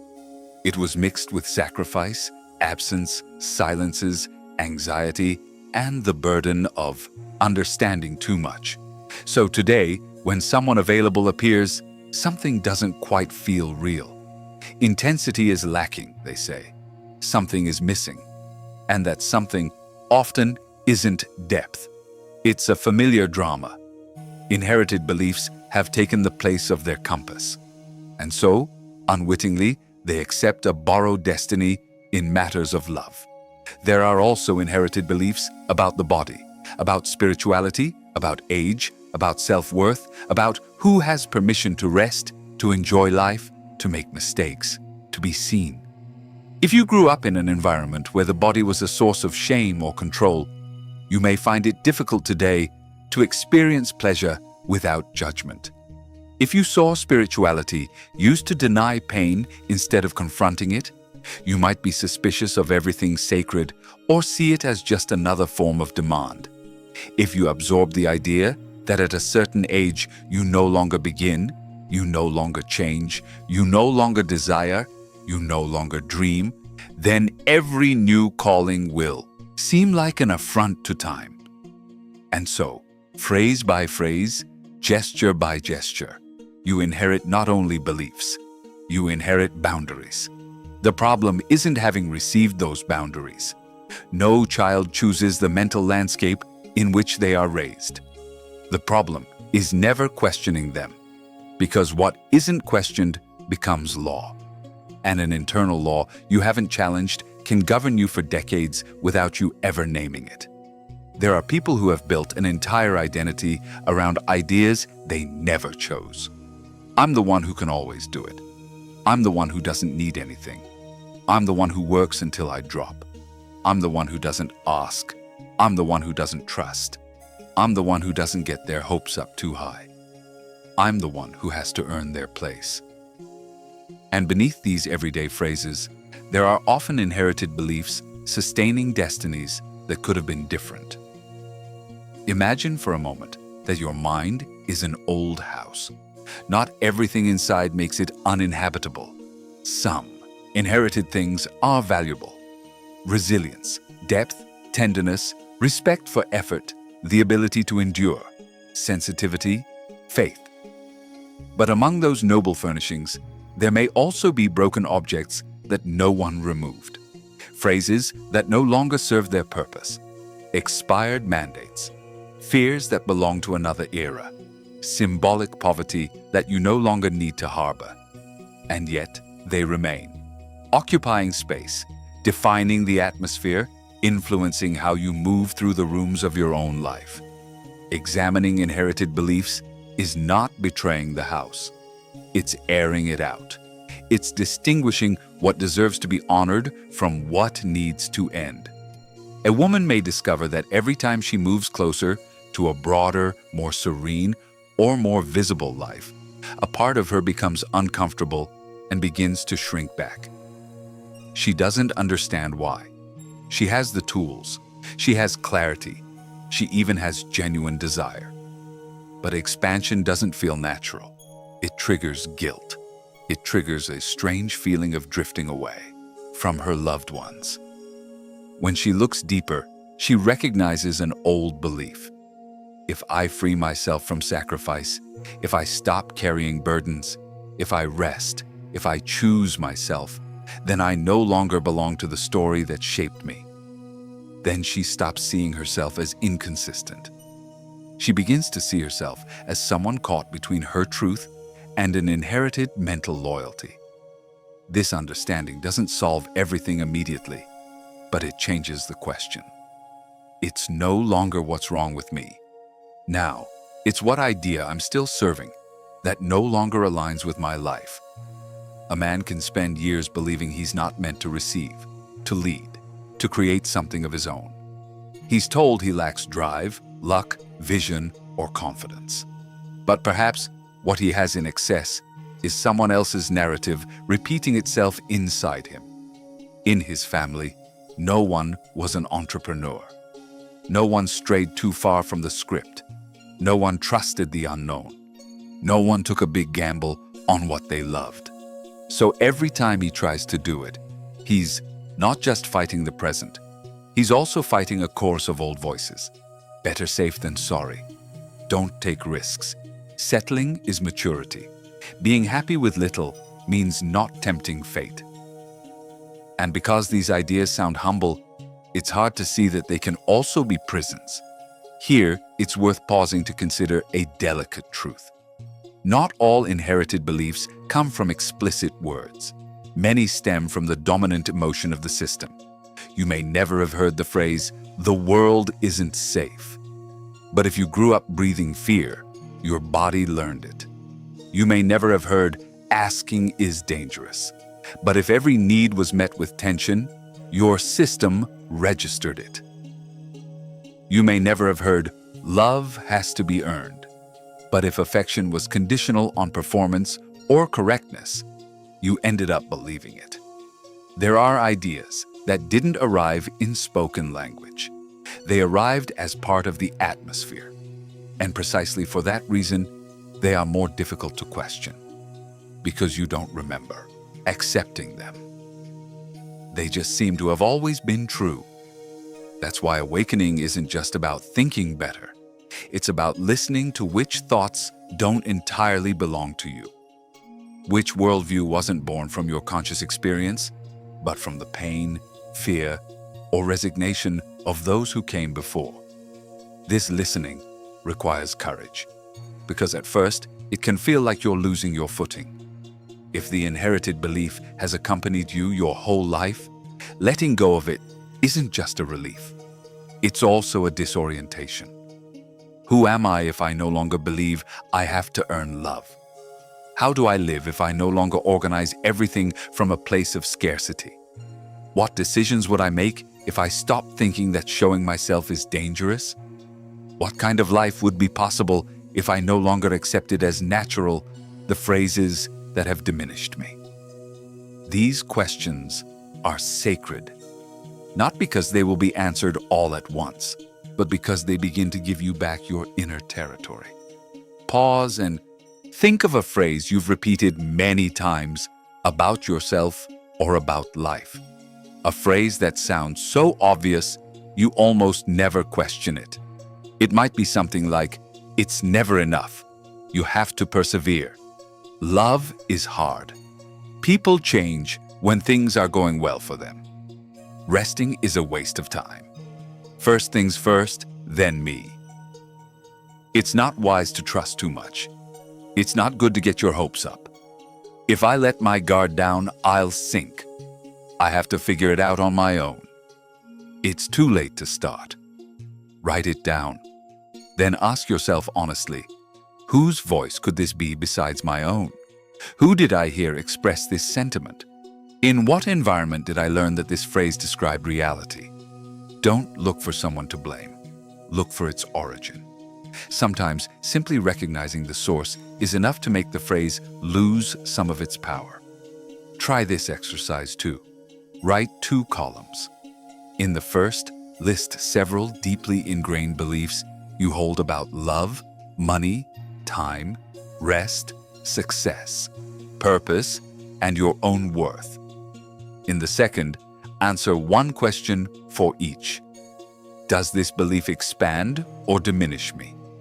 This question is more powerful than it seems, because not all inherited ideas are absolutely false, but they can become limiting if they leave you feeling small, distrustful, exhausted, or disconnected from your center.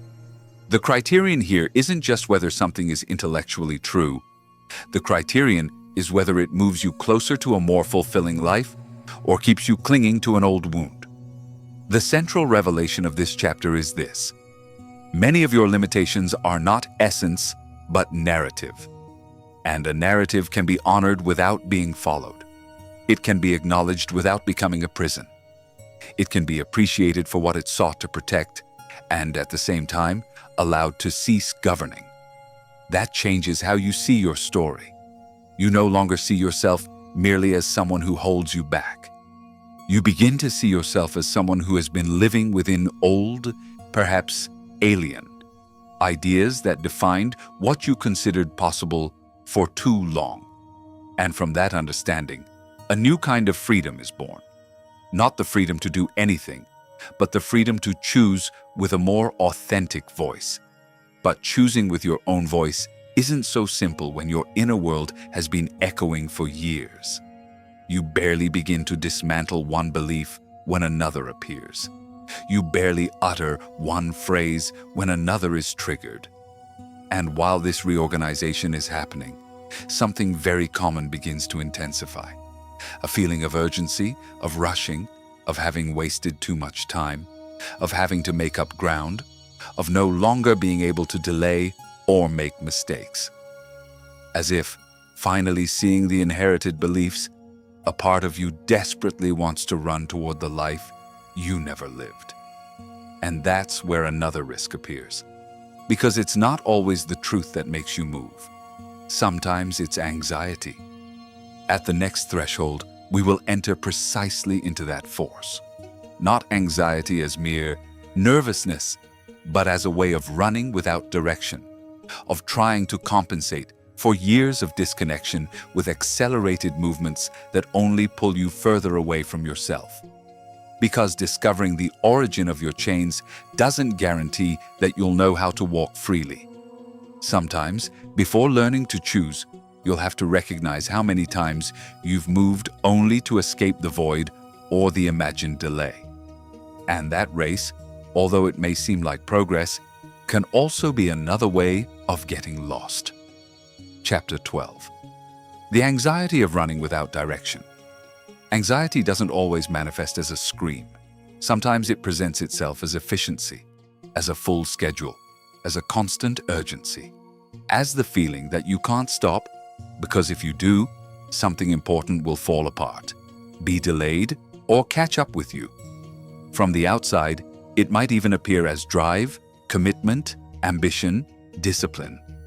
But inside, it feels different. It feels like a current that doesn't allow you to fully inhabit any moment. As if there were always something else to resolve before you could rest, before you could enjoy, before you could feel safe within your own life. And that's one of the subtlest forms of getting lost. Moving around a lot without finding yourself. Advancing quickly without reaching the center. Running so much that you can no longer distinguish whether you're chasing a calling or fleeing from an old discomfort. After examining their wounds, loyalties, and inherited beliefs, many people reach a critical point. They begin to see more clearly how long they lived apart from themselves. They notice the twists and turns, they recognize the delays, They uncover patterns they couldn't name before. And instead of using that awareness to delve deeper into the truth, a part of them reacts impulsively. They want to compensate. They want to make up for lost time.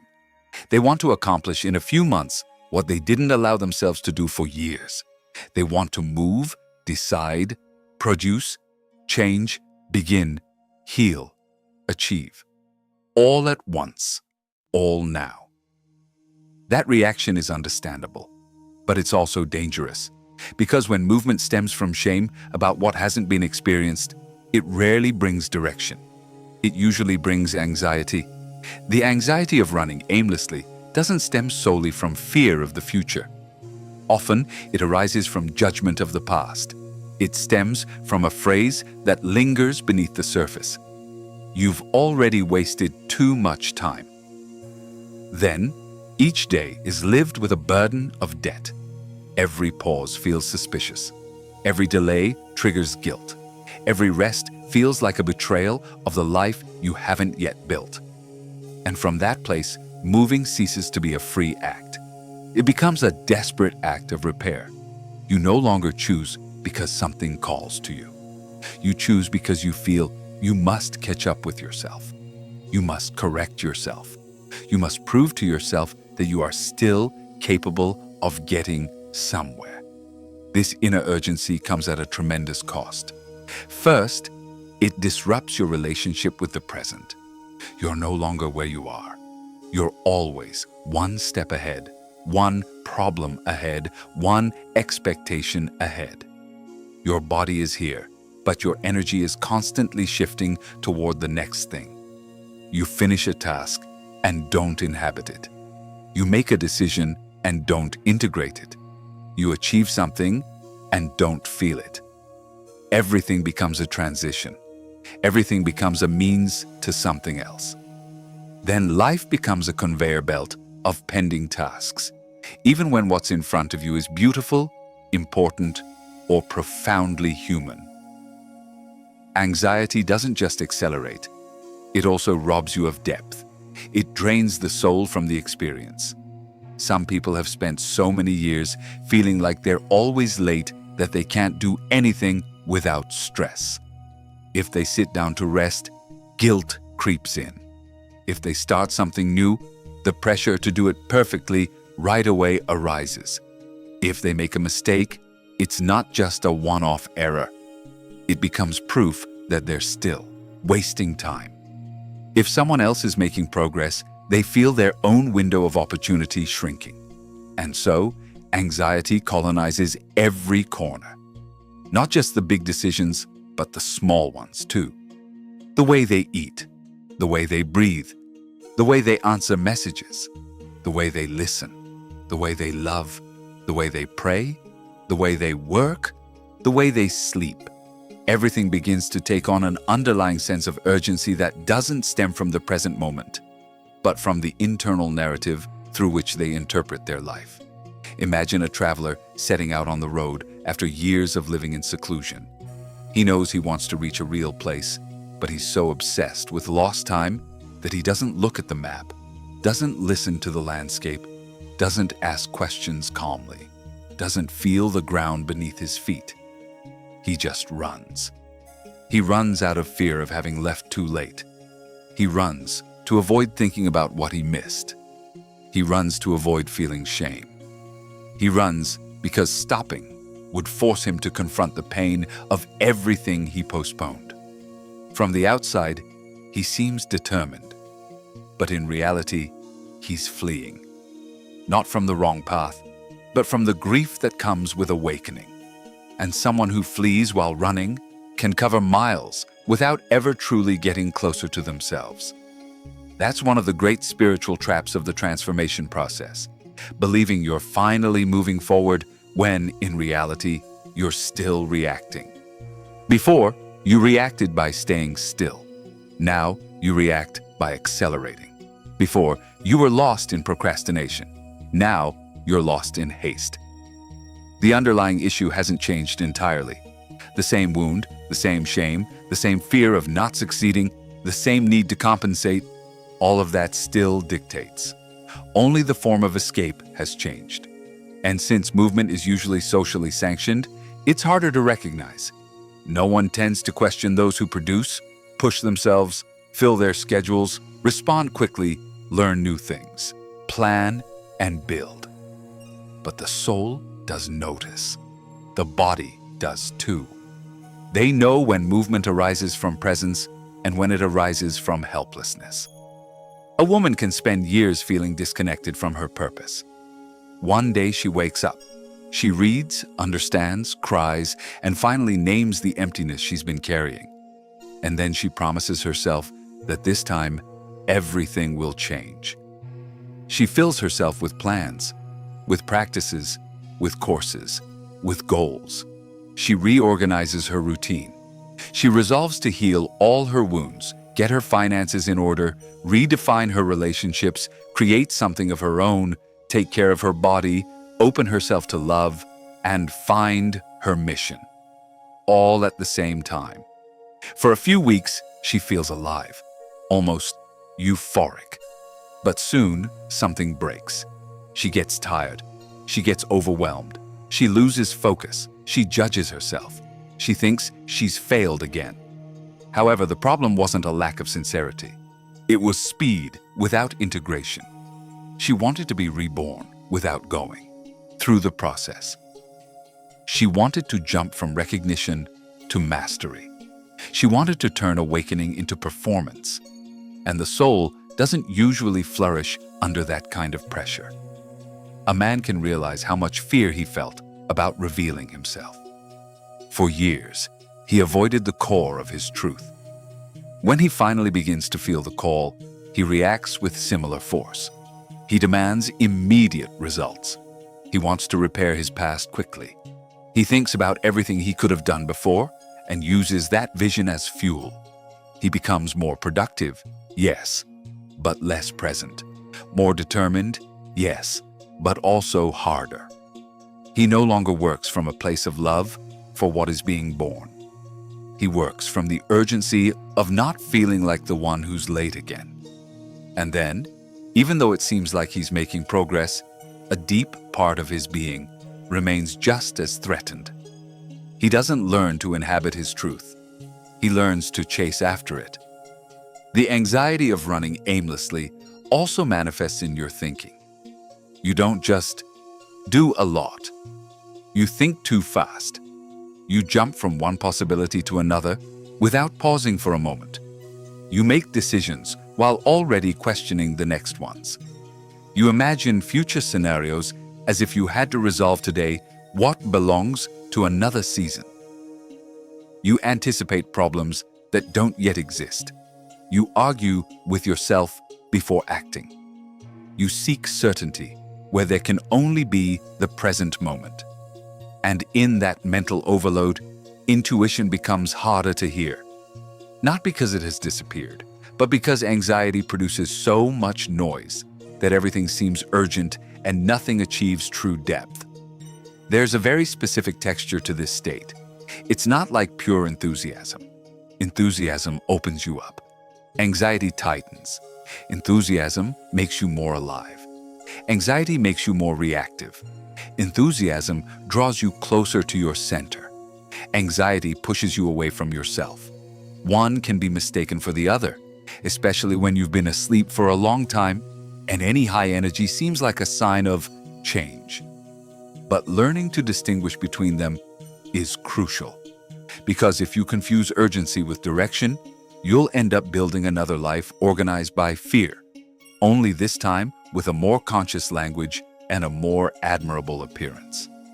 Think about how many times you've said, "I need to sort out my life," as if your life were a technical problem and not a sacred space. That phrase encapsulates a lot. It speaks of the anxiety to organize, heal, understand, and materialize everything at once. It speaks of a relationship with existence based on performance. It speaks of the fear of continuing to waste time. But the deeper aspects of life aren't always about solving problems. Sometimes they're about listening. Sometimes they're about accompanying others. Sometimes they're about walking together. Sometimes they're about honoring the life without having all the answers.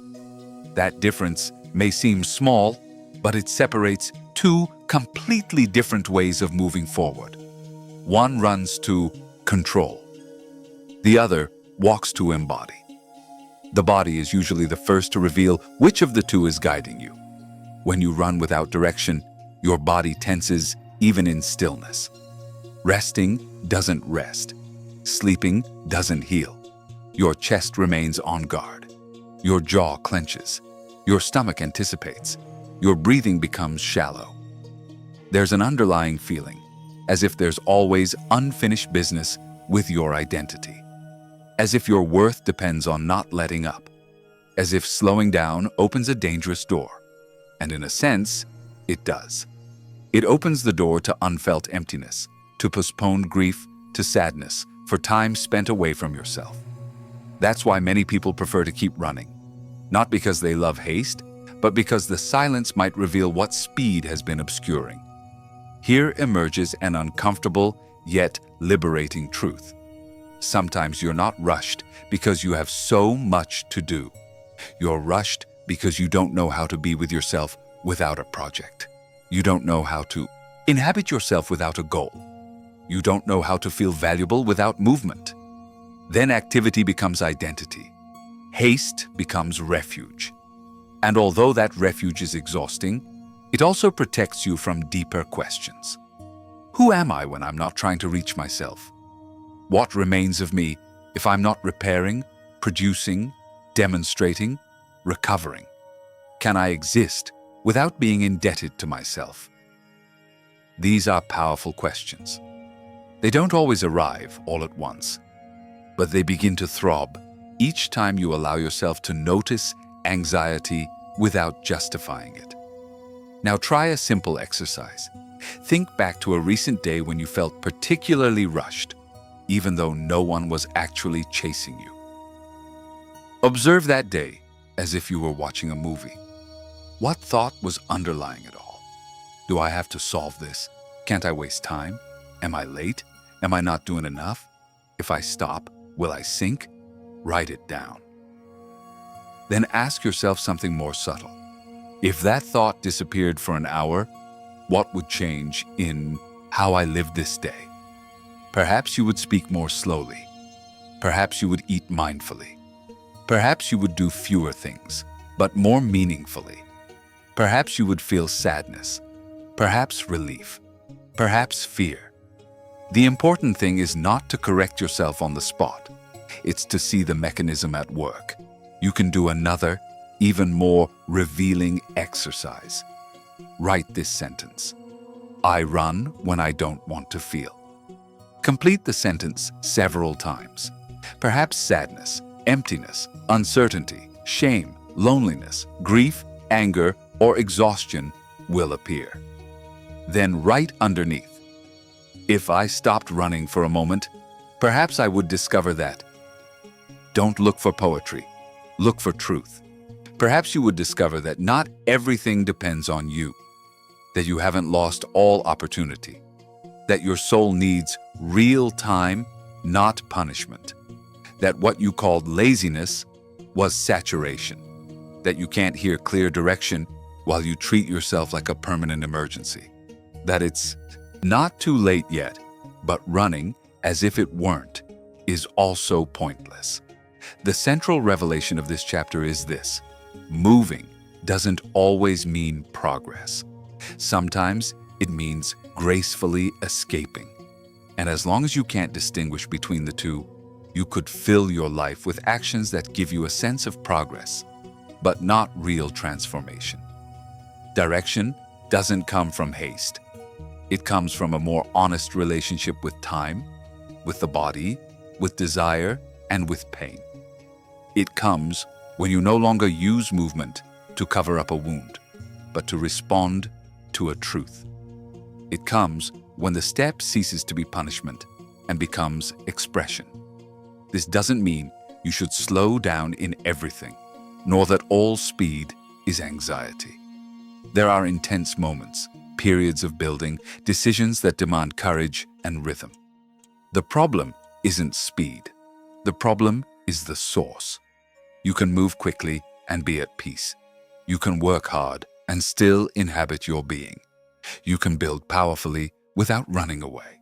But for that, you need to feel whether your energy is open or contracted, whether you're driven by love or obligation, whether your impulse leaves you more whole or more fragmented, whether, at the end of the day, you feel truth or just exhaustion with a sense of a task accomplished. Perhaps the anxiety of running aimlessly has been a way to avoid another, more terrifying experience, being truly seen. Because when you slow down, when you stop hiding behind activity, what becomes most exposed is your presence. Your value is no longer based on your productivity. Urgency no longer shields you. The to-do list no longer obscures you. All that remains is you, your voice, your desire, your potential brilliance. And for many people, that is profoundly threatening. Not because they don't want to expand, but because they have learned to pay an emotional price every time their light takes up too much space. That's where the next threshold opens. Because after acknowledging the anxiety of running aimlessly, an even more precise question arises. What exactly do you fear will happen if you stop hiding behind haste and allow your presence to be seen? What part of you learned that shining awakens judgment, distance, or danger? What memory turned expansion into something to be begged for, almost in secret, almost apologetically? In the next chapter, we'll delve into that delicate territory. Not the fear of failure, but the fear of shining. Not the difficulty of starting, but the profound discomfort that arises when you could finally take your place without asking permission.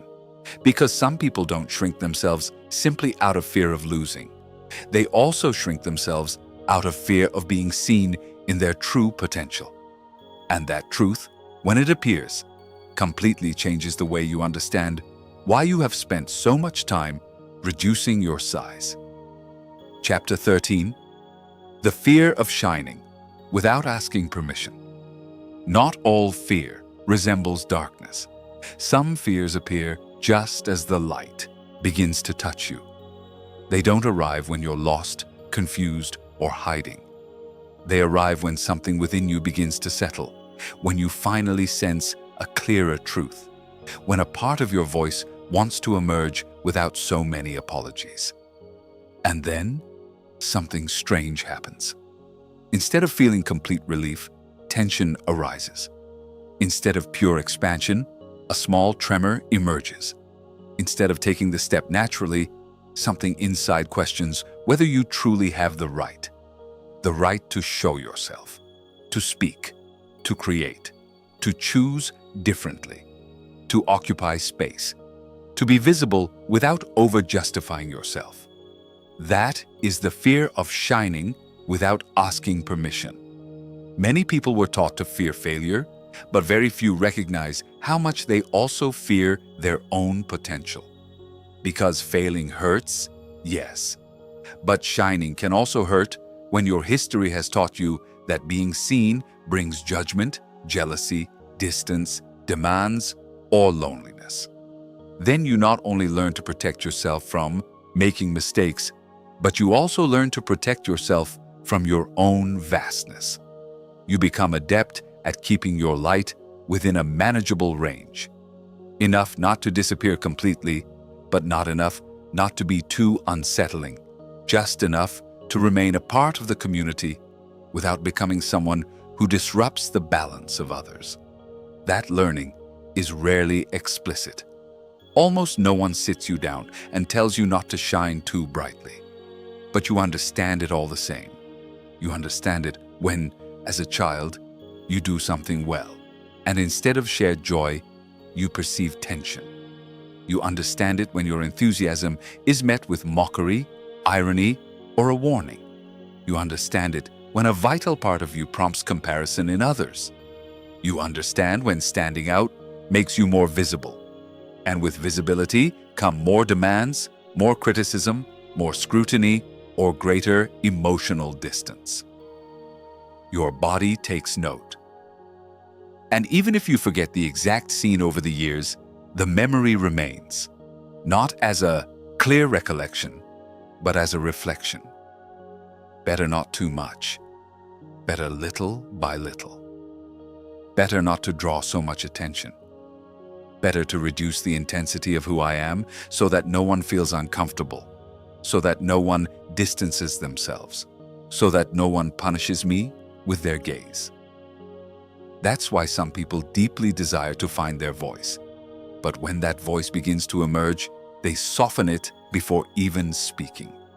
They have a vision, but they downplay it. They have talent, but they offer it with excessive timidity.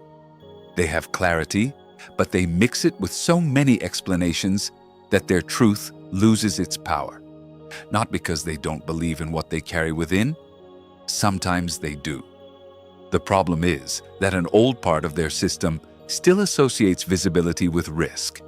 So anything that could bring recognition, expansion, or authority also triggers alarm. Imagine a powerful lamp in a room where life has been lived in dim light for years. The eyes, accustomed to the shadows, don't immediately receive the brightness as relief. First, they squint. They tense up. They need to adjust. Something similar happens with our own inner light. You can't always suddenly step into your true size if you've spent too much time shrinking yourself to feel safe. Power isn't rejected simply out of modesty. Sometimes it's rejected because the entire system doesn't yet know it can sustain it without painful consequences. A woman can possess extraordinary sensitivity, a pure way of seeing, of supporting, of creating, of speaking truths that others need to hear. Deep down, she knows it. She has felt it in moments of intimacy with herself. But every time she is about to show herself more firmly, a strange need to withdraw arises. She speaks more softly than necessary. She apologizes for taking up time. She makes it too clear that she doesn't intend to offend. She posts something and then feels guilty. She charges less. She hides behind a modest tone that no longer stems from humility, but from fear. Perhaps she doesn't even notice. She thinks she is being prudent, but in reality, she is negotiating her brilliance so as not to relive an old discomfort. Perhaps the discomfort of having been too much for a small circle. Perhaps the discomfort of having provoked comparison. Perhaps the discomfort of having learned that a woman who is too visible always pays a price. A man may possess a clear calling to lead, to create, to uphold a distinct vision. But every time life demands his true presence, something within him shrinks. He becomes ambiguous. He seeks further validation. He waters down his ideas before sharing them. He hides behind humor, neutrality, or excessive explanation. He doesn't want to appear arrogant, he tells himself, and there may be some honesty in that caution.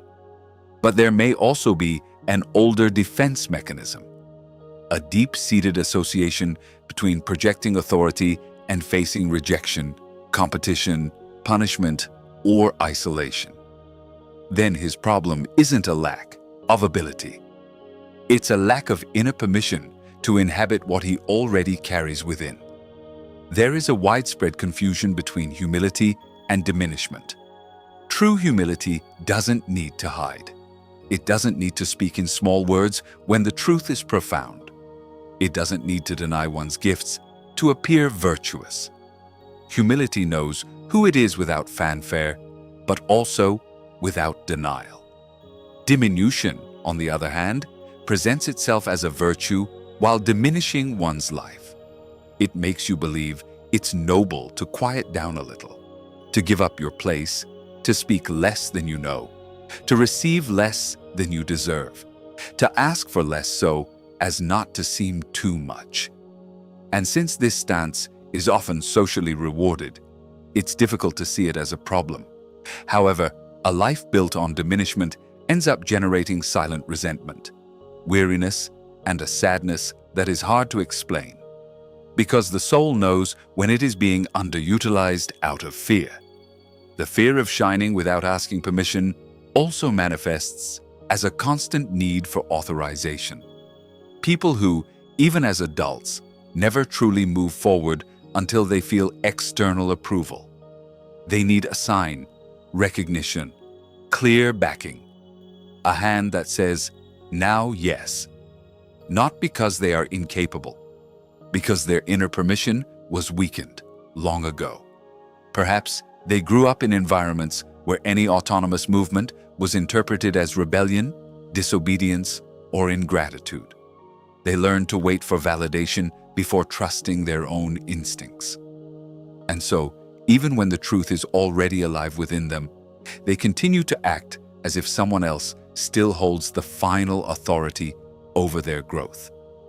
There's an inner scene that often repeats itself in those who fear their own light. They're about to say something true, and before speaking, they feel a slight heave in their chest. They're about to reveal themselves, and suddenly they feel the urge to postpone. They're about to set a boundary, and immediately the need arises to soften it so much that it almost disappears. They're about to share their work, and something compels them to hide it, to downplay its importance, to offer it as if it weren't worth much. That gesture seems small, but it reveals a great deal. It's not just insecurity. It's an ancient pedagogy of shrinking back, operating in real time. Sometimes the fear of shining isn't just about judgment. It's about the responsibility that comes with the light. Because once you stop hiding, you can no longer pretend you don't know. You can no longer live so easily beneath your truth. You can no longer blame only circumstances for not giving shape to what's inside you. Shining, in this sense, isn't about becoming famous or extraordinary in the eyes of the world. It's about ceasing to live in constant editing. And that's dizzying, because it means embracing a more authentic version of yourself. It means choosing more clearly. It means letting go of old excuses. It means accepting that your life is asking for your presence, not just preparation. Think about how many times you've sensed you could go further in something you love, but instead of fully committing, you started negotiating with yourself. Not yet. Better later. I don't want to seem presumptuous. I don't want to make anyone uncomfortable. I don't want to expose myself too much. It's better to wait until I'm perfect. It's better to go slowly. It's better to do it discreetly. And yes, there are times when a measured pace is wise, but other times, that apparent prudence is just a refined way of staying hidden. The most delicate thing is that the fear of shining can disguise itself as spirituality, modesty, simplicity, even maturity. You might tell yourself that you don't need anything, that you're not interested in being seen, that you prefer the essential, that you don't want any noise. And all of that can be genuine. But it's worth asking yourself honestly whether behind that stance there is peace or contraction. Because there's an immense difference between choosing simplicity from a place of fulfillment and diminishing yourself out of fear. One sets you free. The other leaves you small. The body also speaks here. When you go to take your place, what does your body do? Does it expand or defend itself? Does your breath open up or become shallow? Does your voice come out clear or thin? Does your chest hold firm or shrink? Do you feel a vibrant yet fertile fear or a shame that diminishes you? Learning to distinguish between these is crucial, because true light doesn't always arrive without trembling.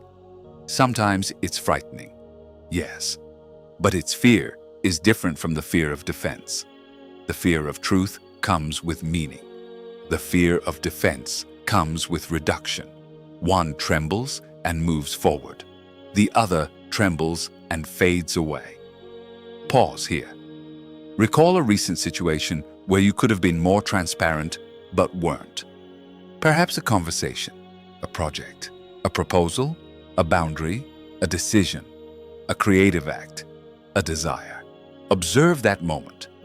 What exactly held you back? Not the elegant justification, the inner truth. Fear of seeming too much? Fear of making someone uncomfortable? Fear of being seen and then having more demanded of you? Fear of being alone in your true self? Write it down. Sometimes the light begins to reclaim space when you precisely name the imagined price of embodying it. Now try this exercise. Write the sentence. If I shine without asking permission, I fear that. Complete it many times. Perhaps responses like these will appear. I'll be judged, envied, more will be demanded of me. I'll stop being loved. I'll be truly seen. I'll have to stand by what I say. I'll make mistakes in front of others. I'll cease to belong. I'll make evident what others lacked. I'll no longer be able to hide. Don't correct anything. Just observe. Then write another sentence. If I don't shine, the price is, and let what you know emerge. Perhaps it's resentment, sadness, exhaustion, a sense of wastedness, a half-life, relationships where you're not found, soulless work, false peace. That contrast matters, because for a long time, you only considered the price of showing yourself, not the price of remaining hidden. Herein lies the central revelation of this chapter. Many times, you haven't diminished yourself due to a lack of talent, but rather due to an excess of memory. Memory of the cost of being seen, memory of the environments where your vastness had nowhere to rest, memory of a time when diminishing yourself was a way of belonging. But that time no longer needs to govern your present. You don't need to keep asking permission to exist authentically. No to your history. No to your old wounds. No to making others uncomfortable. No to a world that may never quite know what to do with someone who finally stops apologizing for their light. This doesn't mean becoming an inflated version of yourself. It's not about imposing, showing off, or acting grandiose. It's about something more serene and more powerful. It's about ceasing to shrink back, ceasing to speak beneath your truth, ceasing to hide your gift to protect the comfort of others, ceasing to interpret clarity as danger, ceasing to compromise with emotional mediocrity so that no one feels threatened. Shining without asking permission, in its deepest form, isn't about becoming extraordinary. It's about becoming whole. Perhaps that's why so many people feel a mixture of relief and fear when they begin to grasp their true size. There's relief because something clicks, because the body recognizes a more authentic posture, because energy is no longer wasted on maintaining a diminished version of itself. But there's also fear, because the old identity begins to lose ground, and with it go certain false securities. The security of going unnoticed, of not disappointing too much, of remaining legible to everyone, of not upsetting the system. Even so, this loss is sacred, because you're not losing your essence. You're losing a defense.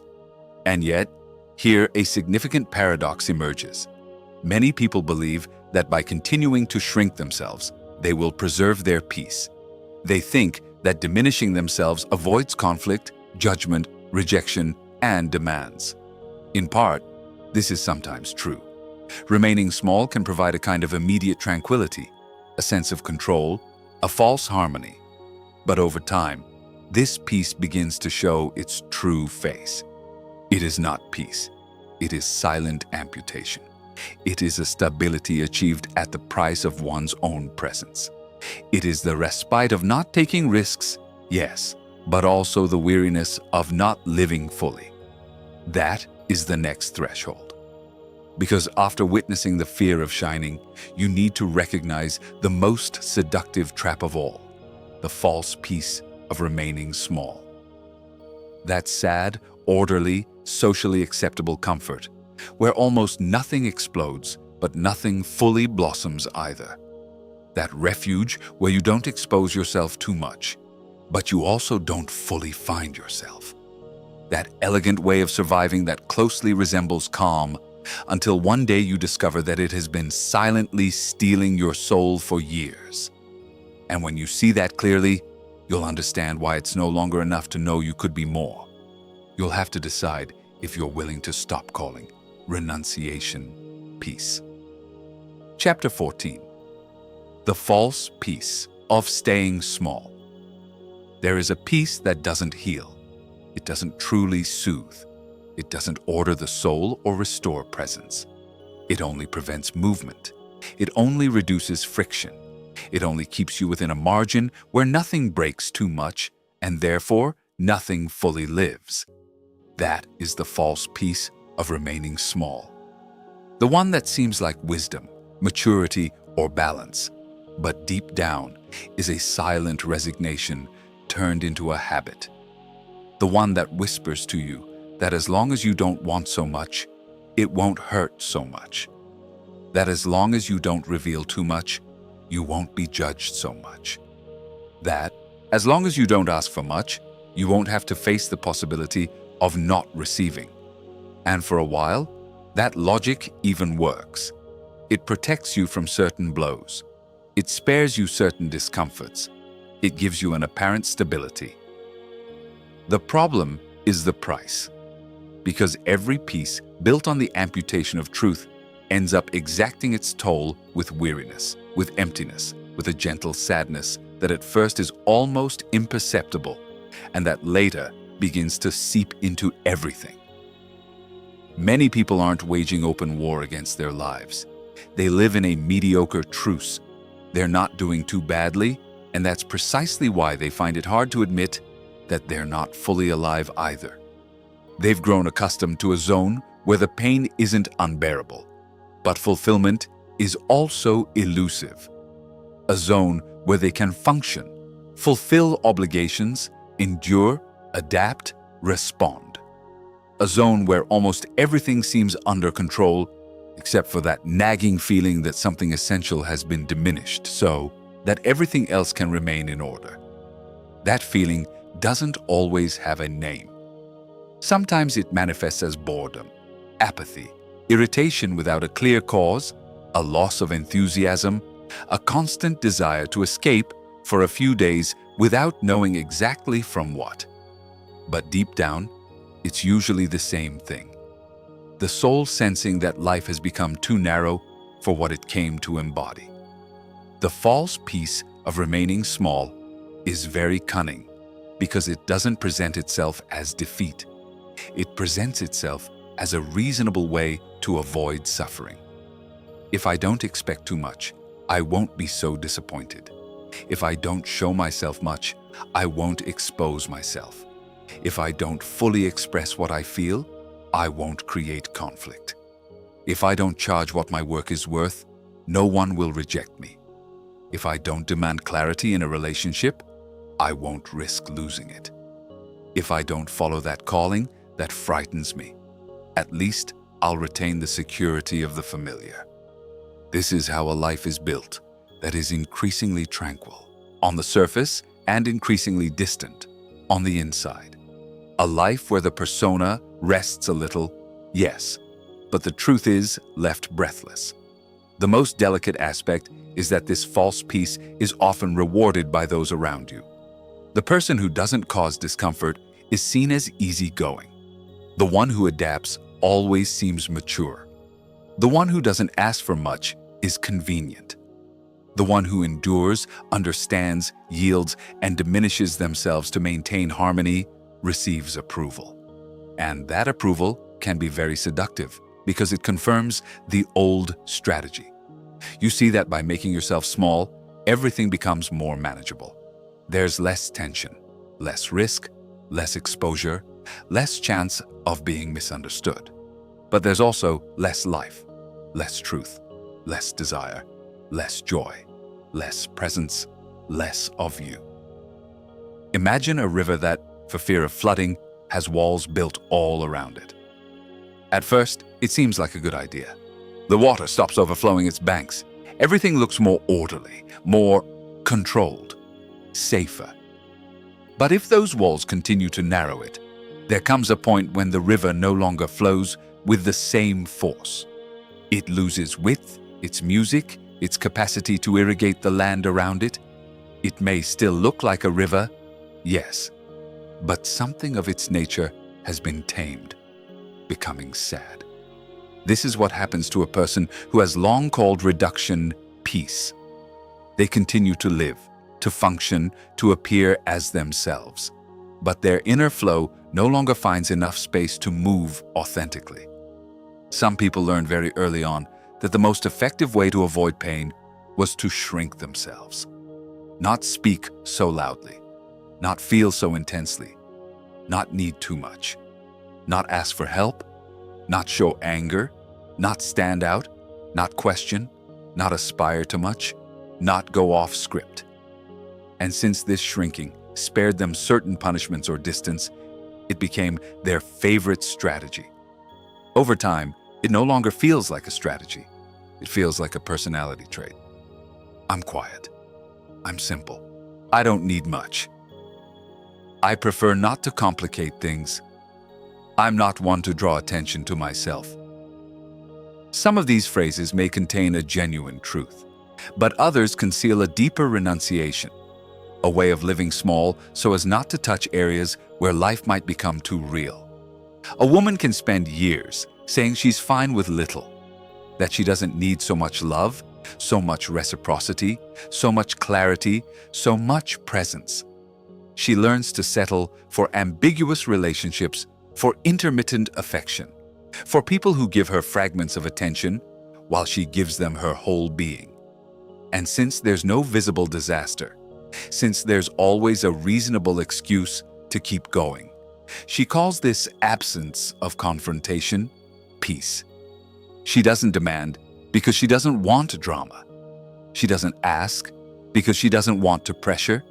She doesn't name what she needs because she doesn't want to seem intense. But deep down, something in her heart knows that this isn't peace. It's putting herself last.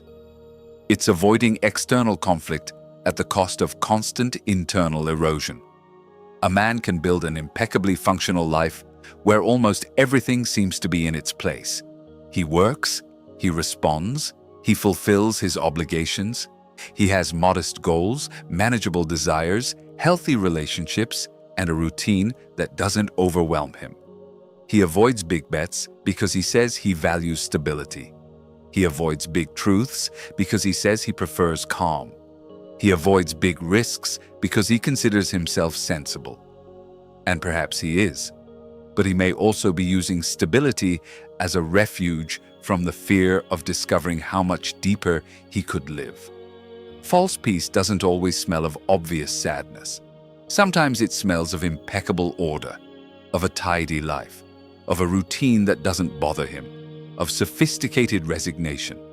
The saddest thing about this form of shrinking is that it often becomes addictive, not because it makes you happy, but because it provides immediate relief. Every time you don't say what you feel, you avoid discomfort. Every time you diminish a desire, you save yourself exposure. Every time you accept less than you deserve, you postpone possible rejection. Every time you don't heed your inner calling, you escape the vertigo of having to inhabit it. This quick relief reinforces the behavior. It teaches the system that shrinking works. And so, little by little, the person begins to organize their life around preventing discomfort instead of around the truth. They don't live from what they expand. They live from what they avoid. But the truth is patient. And it also has a memory. It may take years to hear it, but it doesn't disappear. It keeps sending signals. In a feeling of detachment when everything seems fine. In a growing irritation with routines you once tolerated. In the difficulty of enjoying yourself even when you finally get some rest. In the emptiness that appears after trying too hard to please. In the weight left by certain conversations where you once again humbled yourself to maintain a superficial harmony. in the pang you feel when you see someone speak with the voice you've been editing for so long, in the strange nostalgia that takes hold when you imagine, even for a second, what it would be like to live without always having to ask permission to exist. The false peace of feeling small also alters your relationship with desire. Desire begins to seem dangerous, exaggerated, or childish. You no longer listen to it as a compass. You treat it as something that should be quickly moderated to avoid becoming unbalanced. You want more love, but immediately call yourself demanding. You want more abundance, but correct yourself so as not to appear ambitious. You want more time for your truth, but accuse yourself of being selfish. You want to start something important, but tell yourself it's not the right time, that there are more urgent things, that it's better to be realistic. Thus, time and again, desire is diminished before it becomes direction.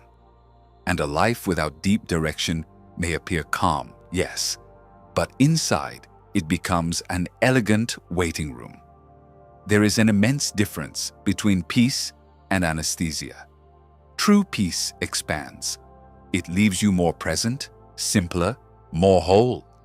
It doesn't need you to diminish yourself to sustain it.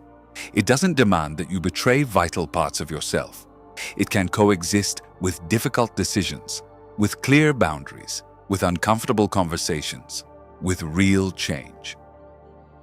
Anesthesia, on the other hand, resembles the absence of noise, the postponement of conflict, the suspension of desire. It keeps you stable, but not necessarily awake. It allows you to continue, but not necessarily to find yourself. Learning to distinguish between the two is an act of inner maturity, because as long as you confuse anesthesia with serenity, you will continue to defend a small life as if it were a spiritual conquest. Sometimes, this false peace settles even in people who already have the language of awareness, healing, and spirituality. They know how to talk about energy, purpose, presence, and self-love. But they continue to use these concepts to avoid going to their center. They tell themselves that everything is fine as it is, when in reality they fear disrupting an old equilibrium.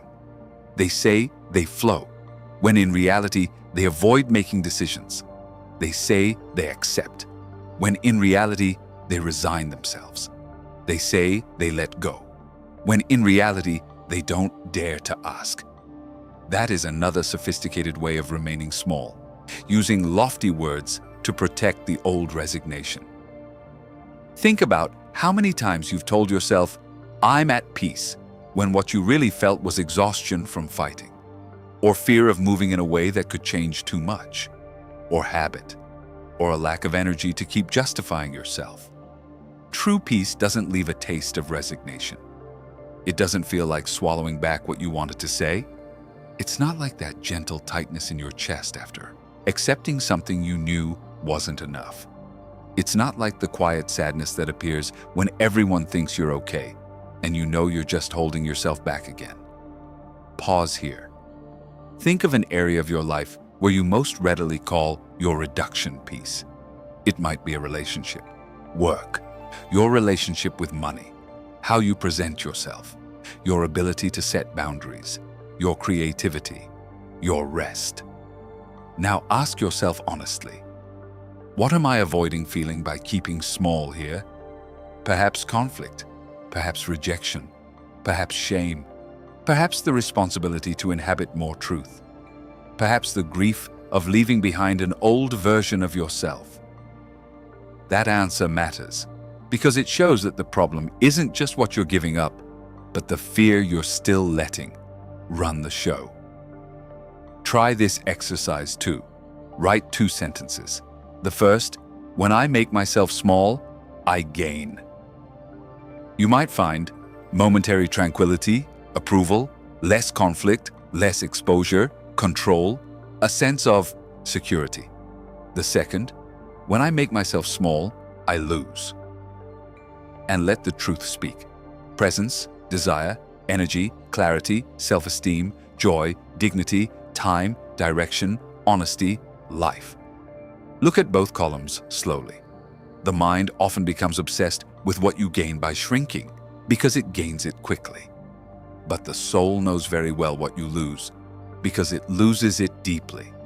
The central revelation of this chapter is this: shrinking doesn't always hurt at first, but it almost always hurts in the long run. Because you're not made for a life where calm depends on diminishing yourself. You're not made to call peace an elegant way of disappearing.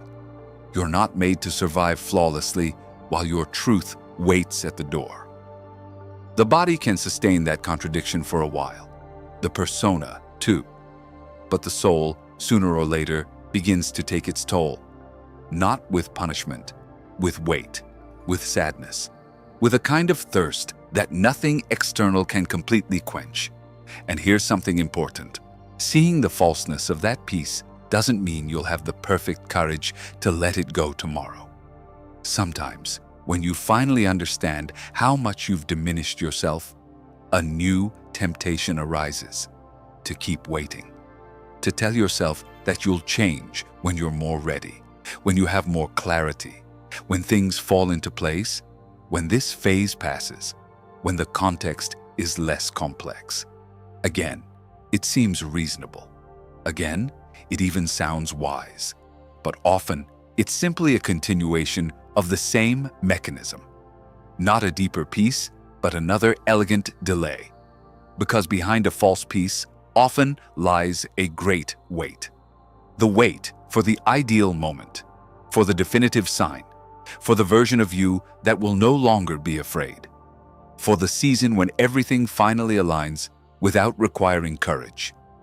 And while that wait drags on, life goes on.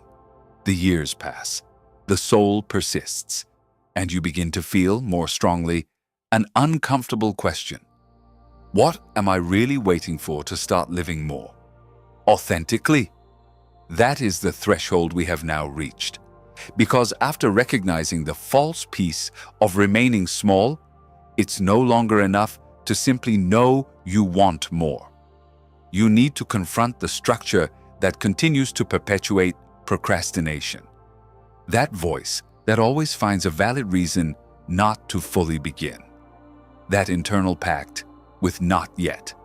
That fantasy that one day the perfect moment will arrive, and then you will finally move, love, choose, create, speak, and live as you know you could. In the next chapter, we'll delve precisely into that, into what you're still waiting to begin. Not just the visible aspects, but the secret promise you make to yourself every time you postpone an important truth. Because sometimes the greatest confinement isn't fear itself, but the hope that one day you'll be free of it before taking the leap. And deep life doesn't usually open up in that way. It almost always opens when you decide to walk with trembling, instead of continuing to wait for a perfection that never comes. I hope you enjoyed this journey as much as I enjoyed sharing it with you. If you'd like to take it a step further and elevate this to another level, don't forget to check out the first link in the description. You'll find even more content, exercises, and tools there that can transform your path. I'll see you inside.